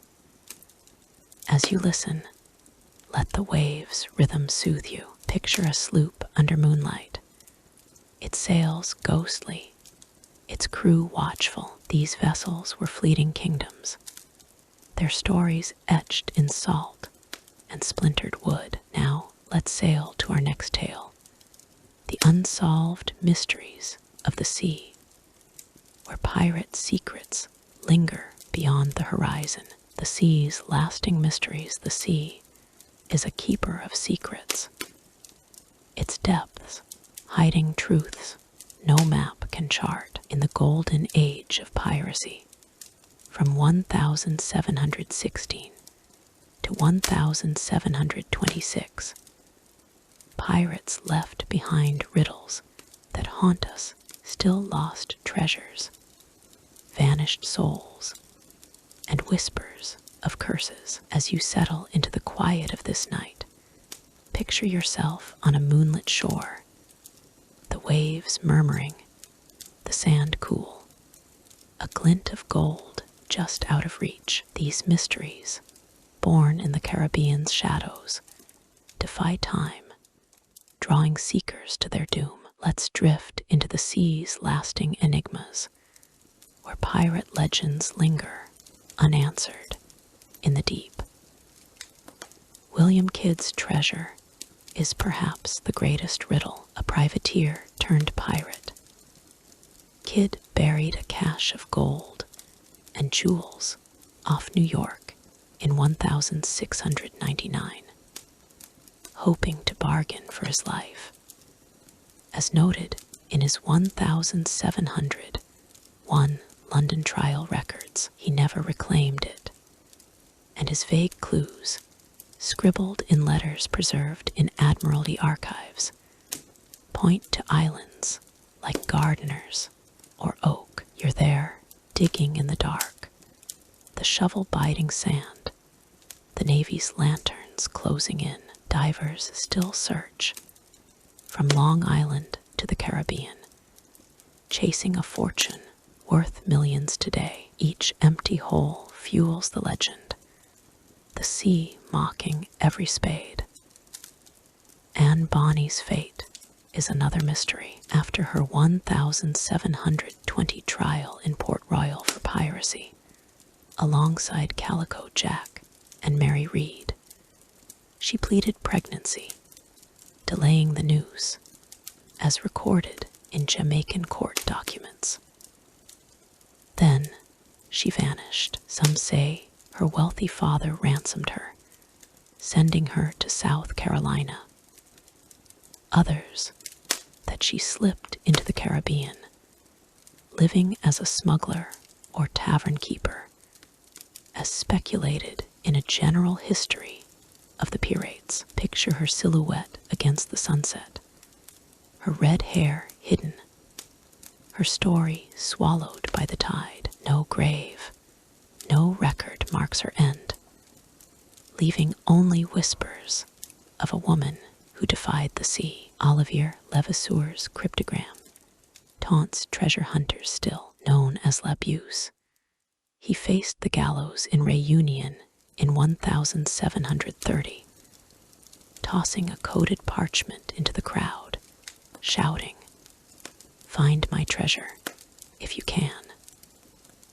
That document, preserved in French archives, promises a hoard worth billions, hidden in the Seychelles or nearby isles. Divers report eerie lights, sudden storms, as if Levasseur's ghost guards his gold. You're holding that parchment, its symbols a labyrinth, the promise of riches heavy with peril. Modern expeditions, documented in 21st century reports, find nothing but sand, the code unbroken, the curse enduring. Ghost ships add a spectral layer to these mysteries. The Flying Dutchman, a legend from the 17th century, was said to haunt the Caribbean, its glowing sails spotted by pirates like Stede Bonnet's crew in 1721, as noted in a sailor's letter. Was it a mirage or something darker? A 1723 account from Edward Lowe's crew describes a derelict ship, its deck empty, its lanterns burning without flame, drifting off Barbados. You're there, the sea black, the ship looming, its silence chilling. These tales, rooted in sailor lore, kept pirates awake, their superstitions fed by the unknown.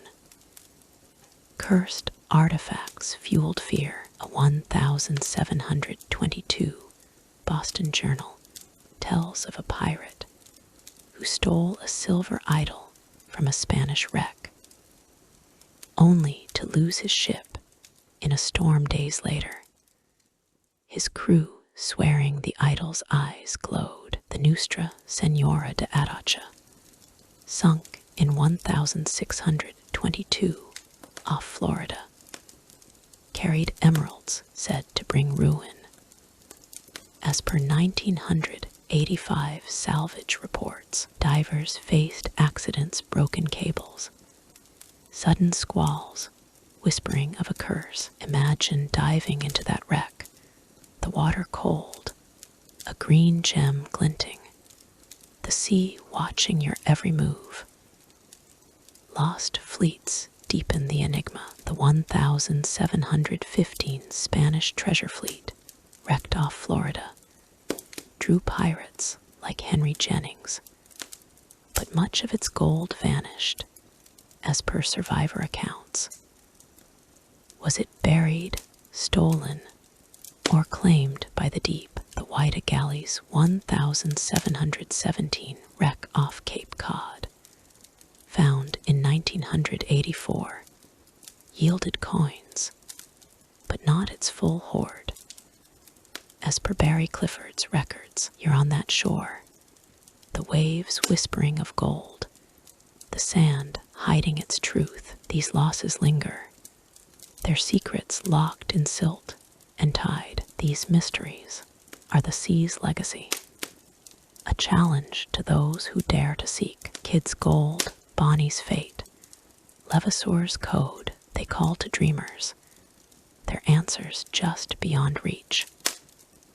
As you listen, let the sea's rhythm soothe you. Picture a chest half buried, its lock rusted, its contents gleaming under stars. The pirate's world was fleeting, but its riddles endure, a siren's song in the night. Now let's sail to our next tale, the alliances and rivalries that shaped the pirate's world, where trust was as rare as gold. Pirate alliances and rivalries in the golden age of piracy, from 1716 to 1726. The sea was a chessboard where pirates played as allies and enemies, their bonds as fleeting as the tides. Trust was a rare coin, spent quickly in a world of gold and blood. As you settle into the quiet of this night, picture yourself in a Nassau tavern, the air thick with rum and whispers, a pirate's handshake hiding a knife. Alliances built fleets, but rivalries tore them apart, each pact or feud a gamble with fate. Let's drift into the tales of pirate brotherhoods and betrayals, where loyalty was a shadow and the sea judged all. Alliances were born of necessity. In 1716, Benjamin Hornigold and Edward Teach, later Blackbeard, joined forces in Nassau, their sloops a terror to merchant ships. A general history of the pirates describes their early raids, splitting plunder from captured sugar and wine. Hornigold, the mentor, taught Teach the art of intimidation, their black flags a paired menace. You're there on a sloop's deck, the horizon alive with sails, the two captains' laughter a shared vow. Their fleet grew, adding Samuel Bellamy, whose Whydah galley made them a trio of terror until 1717, when ambitions split their paths. Rivalries often followed. Hornigold, cautious, refused to attack British ships, hoping for a pardon. Blackbeard and Bellamy, hungrier for gold, broke away. As noted in 1717 colonial logs, Hornigold took the king's pardon in 1718, turning hunter for Governor Woodes Rogers, chasing his former allies. Imagine the betrayal, Blackbeard's glare as Hornigold's ship sails under a naval flag, their old bond drowned in ambition. Hornigold's hunt ended in a 1719 shipwreck, the sea settling their score. Charles Vane's rivalry with Rogers defined Nassau's fall. Vane, a firebrand, rejected the 1718 pardon, firing on Roger's ships as he fled.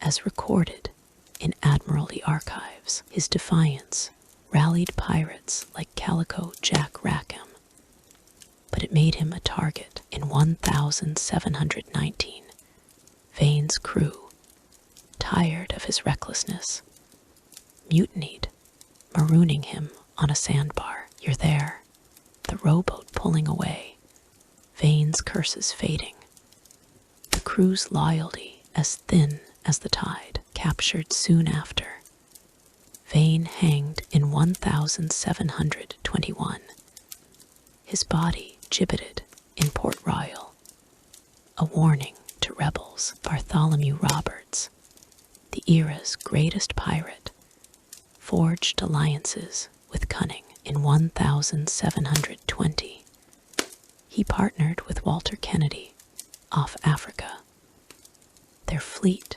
raiding over 400 ships, as per a general history. But Kennedy betrayed him, fleeing with a ship full of gold in 1721. Roberts, undaunted, allied with Thomas Anstey's, only for Anstey's to desert later.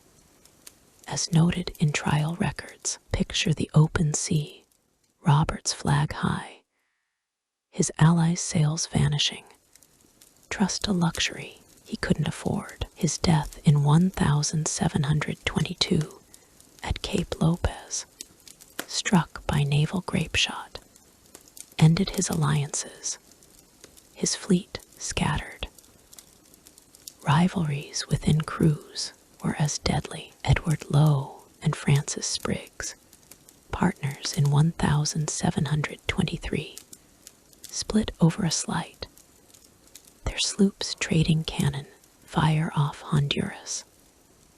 As per sailor accounts, Lowe's cruelty, cutting lips, burning captives, alienated even his own men, leading to his 1724 marooning. You're on that deck, the air tense, Lowe's rage a spark ready to ignite. Such feuds weakened pirates, making them easy prey for naval patrols, tightening the noose by 1726. Alliances offered strength, but invited betrayal. Pirates swore oaths over rum or Bibles, but gold whispered louder. A 1722 log describes a pirate pact dissolving when one captain hid loot, his ally's knife, his reward. These bonds, fragile as sea foam, shaped the pirate world, their rivalries its undoing.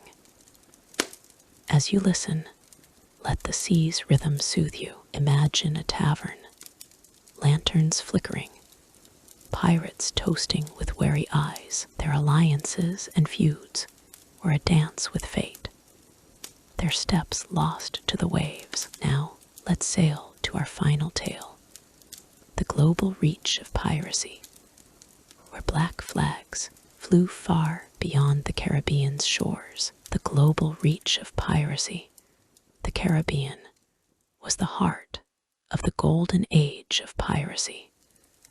From 1716 to 1726. But pirates cast their nets far wider, their black flags haunting distant seas, from Madagascar's wild shores to the Indian Ocean's trade routes. They chased gold where empires clashed. As you settle into the quiet of this night, picture yourself on a ship under a foreign sky, the air heavy with spice and danger. A pirate's sail cutting the horizon, their reach stretched to Africa, Asia, and beyond, leaving tales of plunder and doom. Let's drift into the global saga of piracy, where ambition met the sea's vast embrace. Madagascar was a pirate's Eden, far from naval patrols. Its bays sheltered men like Henry Avery, who, in 1695, captured the Mogul ship Ganj, I Sawai, laden with gold and jewels worth millions, as noted in East India Company records by 1716. Pirates like James Plantain ruled settlements there, trading with locals. As per sailor journals, you're in a Madagascar cove, the jungle humming, sloops anchored, pirates bartering stolen silks, but disease and tribal raids took their toll. A 1721 account describes a pirate camp burned, its men fleeing to the sea. The Indian Ocean was a treasure trove. Trade ships from Mughal India and Persia carried spices, silks, and gems.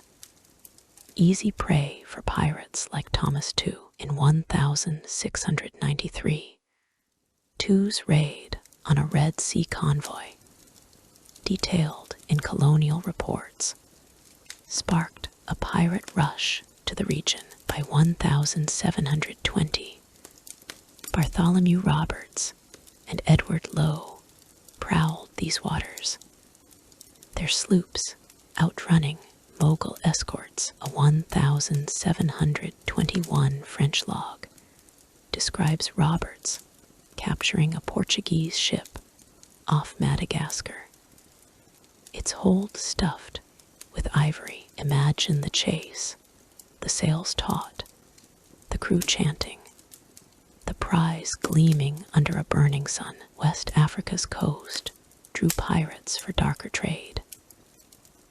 The slave trade, booming by 1716, offered rich targets. Roberts, in 1721, raided slaving ports like Whydah, freeing captives to join his crew.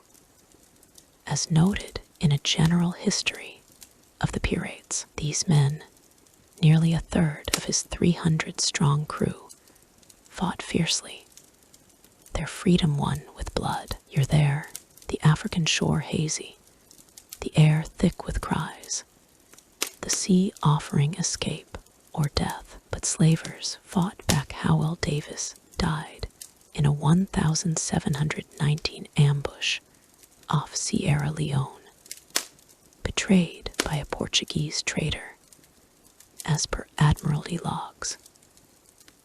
The Americas beyond the Caribbean saw pirate sails. New England's coast, rich with cod and trade, lured men like Samuel Bellamy. In 1717, his Whydah galley plundered ships off Massachusetts before wrecking off Cape Cod. As per survivor accounts, South America's Pacific coast, with Spanish silver ports, drew pirates like William Dampier, whose 1,709 raids off Peru are noted in Spanish records. Picture the Pacific's vastness, the Andes looming, a pirate sloop darting through fog to strike. The global reach came at a cost. Distance stretched supply lines, food rotted, water fouled. A 1722 log from Robert's crew describes men starving off Africa, their rum gone, their morale broken. Naval patrols followed, British and French ships hunting pirates to Madagascar. By 1723, local rulers, like Madagascar's Betsimisaraka, turned hostile when bribes ran dry. You're on that shore, the local spears glinting, your ship a speck against the Navy's might. Piracy's global spread made it bold but brittle. Each raid enriched legends, but drew the law closer. By 1726, naval power crushed these far-flung fleets, their havens lost.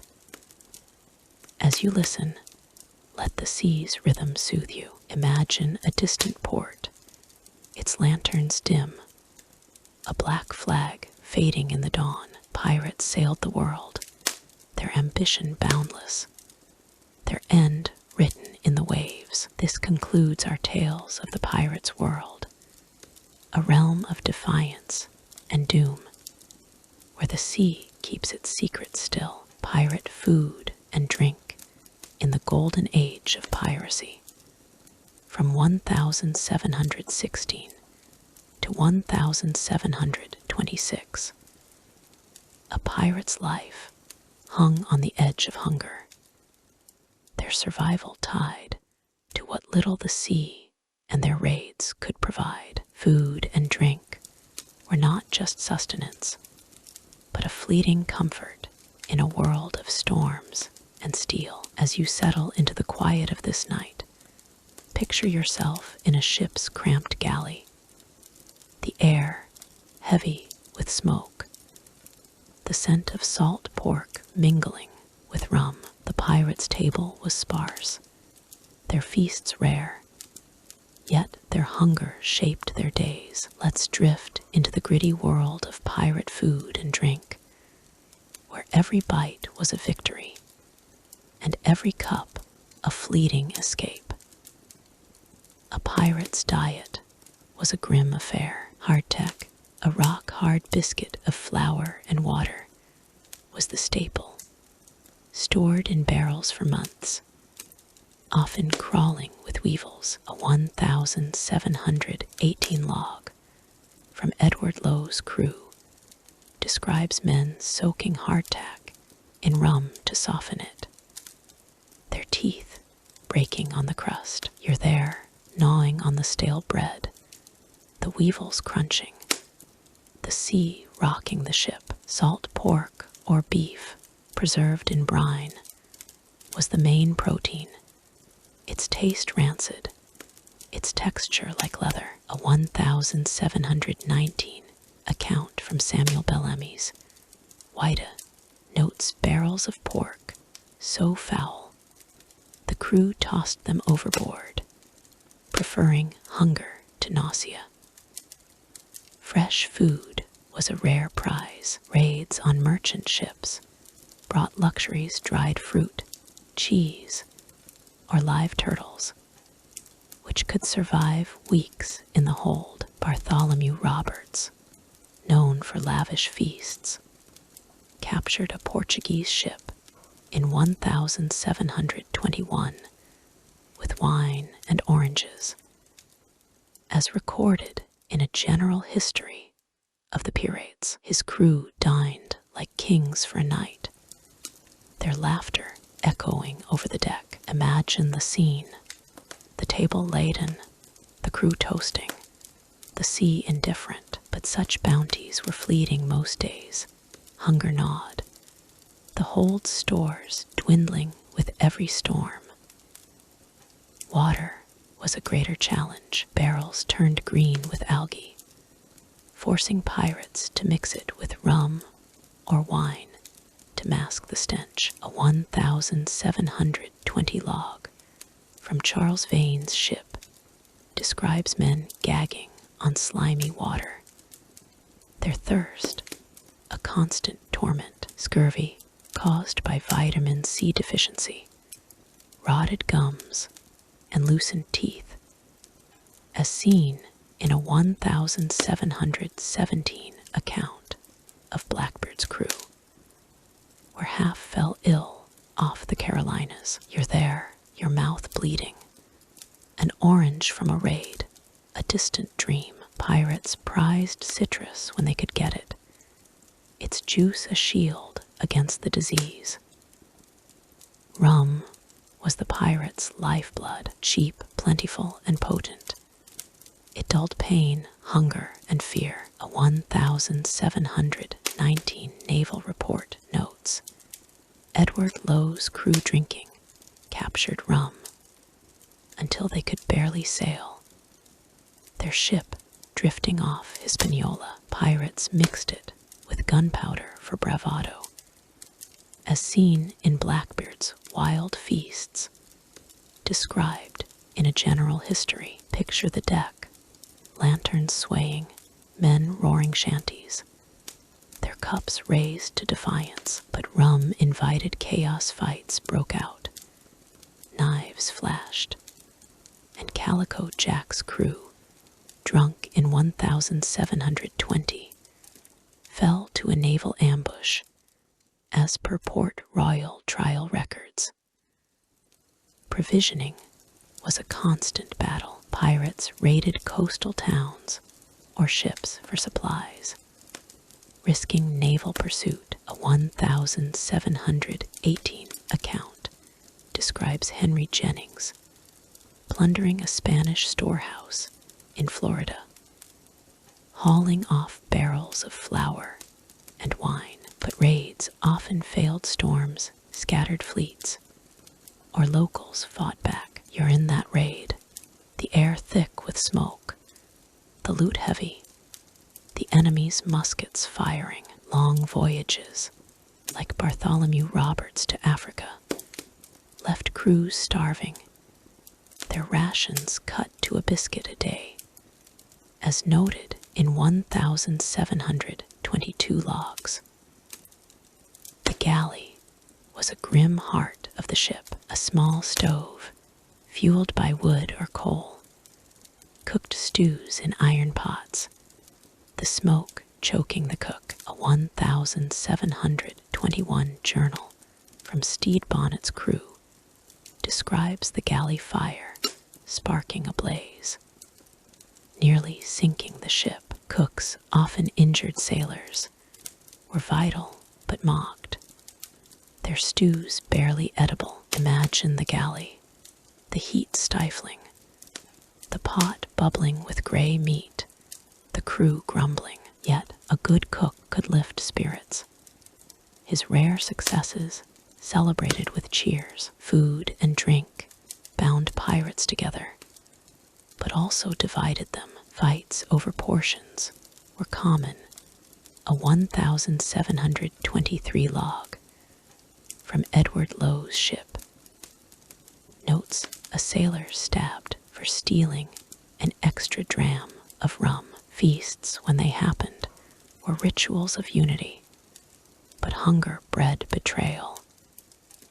As you listen, let the sea's rhythm soothe you. Picture a ship's table, the crew gathered, their cups raised, their hunger a shadow. Food and drink were their fuel, but the sea always demanded more. Now let's sail to our final tale, the sea's reckoning, where pirates faced the cost of their defiance. The sea's final reckoning, the golden age of piracy, from 1716 to 1726, was a rebellion against empires, a fleeting dream of freedom bought with blood. But the sea is a harsh judge, and every pirate faced its reckoning, some in battle, others in chains, all in the shadow of their choices. As you settle into the quiet of this night, picture yourself on a lonely deck, the stars cold, the waves whispering of fates sealed long ago. The pirate's life promised gold but delivered judgment, its cost etched in souls and scars. Let's drift into the sea's final reckoning, where defiance met its end and the tides closed over a lawless age. Pirates chased freedom, but it was a cruel illusion. Blackbeard, the era's terror, built a legend with his smoking fuses and 40-gun Queen Anne's revenge. Yet in 1718, at Ocracoke Inlet, Lieutenant Robert Maynard's swords and muskets felled him, his body taking 25 wounds, as per Virginia records. You're there, the deck slick with blood, Blackbeard's roar silenced, his flag falling, his head hung from a bowsprit, was a trophy. But his dream of a pirate kingdom sank with him. The sea offered no mercy, only a grave. Anne Bonny and Mary Read, defying their world's rules, fought with Calico Jack until their 1720 capture off Jamaica. Their trial, recorded in Port Royal documents, spared them the noose for pregnancy. But Mary died in prison, fever claiming her. Bonny vanished, her fate a mystery, perhaps freed, perhaps lost, as speculated in a general history of the pirates. Picture her in that cell, her eyes fierce. The sea's call faint, but unyielding. Their defiance burned bright. But the law's chains were heavier, their freedom a fleeting spark. Bartholomew Roberts, the most successful pirate, raided over 400 ships, his wealth vast, his crew loyal. Yet in 1722, at Cape Lopez, naval grapeshot tore his throat, his body cast overboard, as noted in Admiralty logs. His death scattered his fleet, their unity broken. You're on that ship, the cannons roaring, Robert's black flag shredded, the sea swallowing his ambition. His reckoning was swift, a reminder that no pirate outran the Navy's reach forever. Betrayal was the sea's cruelest judge. Crews swore oaths, but greed turned brothers into foes. Walter Kennedy, Robert's lieutenant, fled with stolen gold in 1721, only to face the gallows later. As per trial records, Charles Vane, betrayed by his crew in 1719, was marooned, then hanged in 1721. His body gibbeted, as noted in Jamaican logs. Imagine the moment, the rowboat pulling away, Vane's curses lost to the wind. Loyalty was a pirate's vow, but survival was their truth.